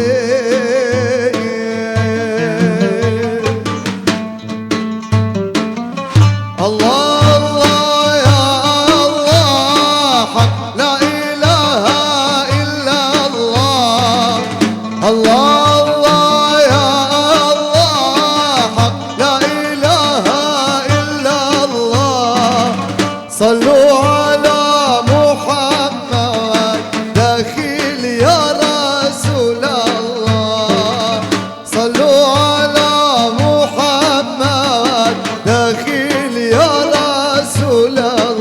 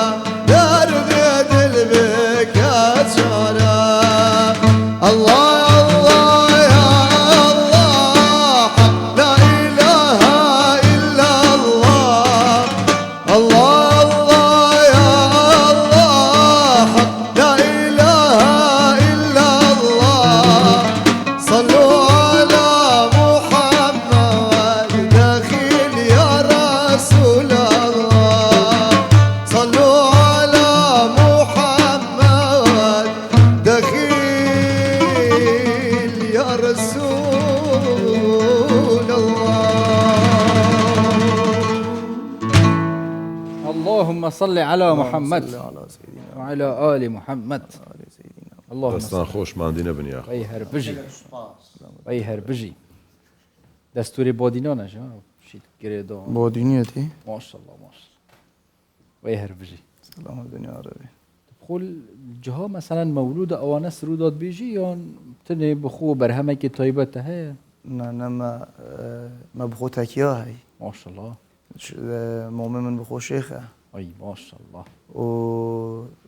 تكيجي أسر يودوا أي ما شاء الله. بس يعني البرهم بحكم هندي كواس طلبة ما وماستري تخينم وشولا خود كم تايبتي زارجا ما شاء الله طلبة بي ماستري شو تكيجي بريبامي شو نعمة تاخذي يدي البرهم دي نشم يعني بيساك زياد حد خوب لاو كم البرهم دي زيادة راز بس شويت بينشم بيا تكيو معلقم هر تكير ريوات بينه كيريا الخبات ويهربجي يعني همي بيشام بو همي بينشم بيا سجمعي يعني الشباب بينشم سجمعي ما مولودة هاي ان شاء الله خذ خير وبالنسبه سلامات ان شاء الله شو هواك هني تبيجي خوش ان شاء الله وكي دسبيكي جمعي موجا بكري دكتور جي موجا بكري قال جرا يعني اف اوراميه هوصي موجا نبوندك وان شاء الله شاف ليله القدر ان شاء الله دعاء بختي خذ الدعاء جبير لكن وقت هين دعاء بخود كن وبو حياه خود كن مو نوبي ماجي بوفنات نودا هوني ازات نوزات جوان ليلى نازانم چه بري هندرين وجوان وجماعت هموي اوها جماعتي باشيبي اوانش ونيه ادجم دمي ما تشنامو بس امدي خاطر خوزين برهمي دوماي كده شد خو حاضر كن امدي خاطر خوزين وجا بشتنجي بو مونه حاضر نانجو هكا خد حسكت حاضر اي برو يا احد يا صمد شو ماما والله بس خو حافظي دي مايا بس دمي بستو هشتو نه وجا كده سي هبد نوبد اخر سيش بيت ايه ناكري لا مقصد من اي شواسي هي ما بوشيفا هي خلاص يعني اون ما سي بوشيفت موين اون ما ده تبي وشي كاك محمد اللي يدير الدروي لا شوي زوجن كباب ولا بس زوجنا شوي ادي بتماني رومالتي تايبه دمان بي او ان شاء الله وليره رامان كان باشا تزقل باشي ان شاء الله لسبينا كي زوجن رومالتي زور تايبه دبي زور تايبه تو زياتر نالم یەکەم جارە لە جەژندا لە کوردستان هەموو جارێک ڕۆماڵمان هەیە بەس ئیشەڵا ئەم جارە پێکەوە ئەم جارە جیاوازتر دەبێت لە جارەکانی دیکە هەر پێکەوە لەگەڵ ژوان پێشخۆشیەوە خێر و بەرەکەت و سەحەت بێت ئیشەڵا بدعا اللهم إنك عفو تحب العفو فاعف عني اللهم إنك عفو كريم تحب العفو فاعف عنا السلام عليكم ورحمة الله وبركاته خواتان لەگەڵ ذكرا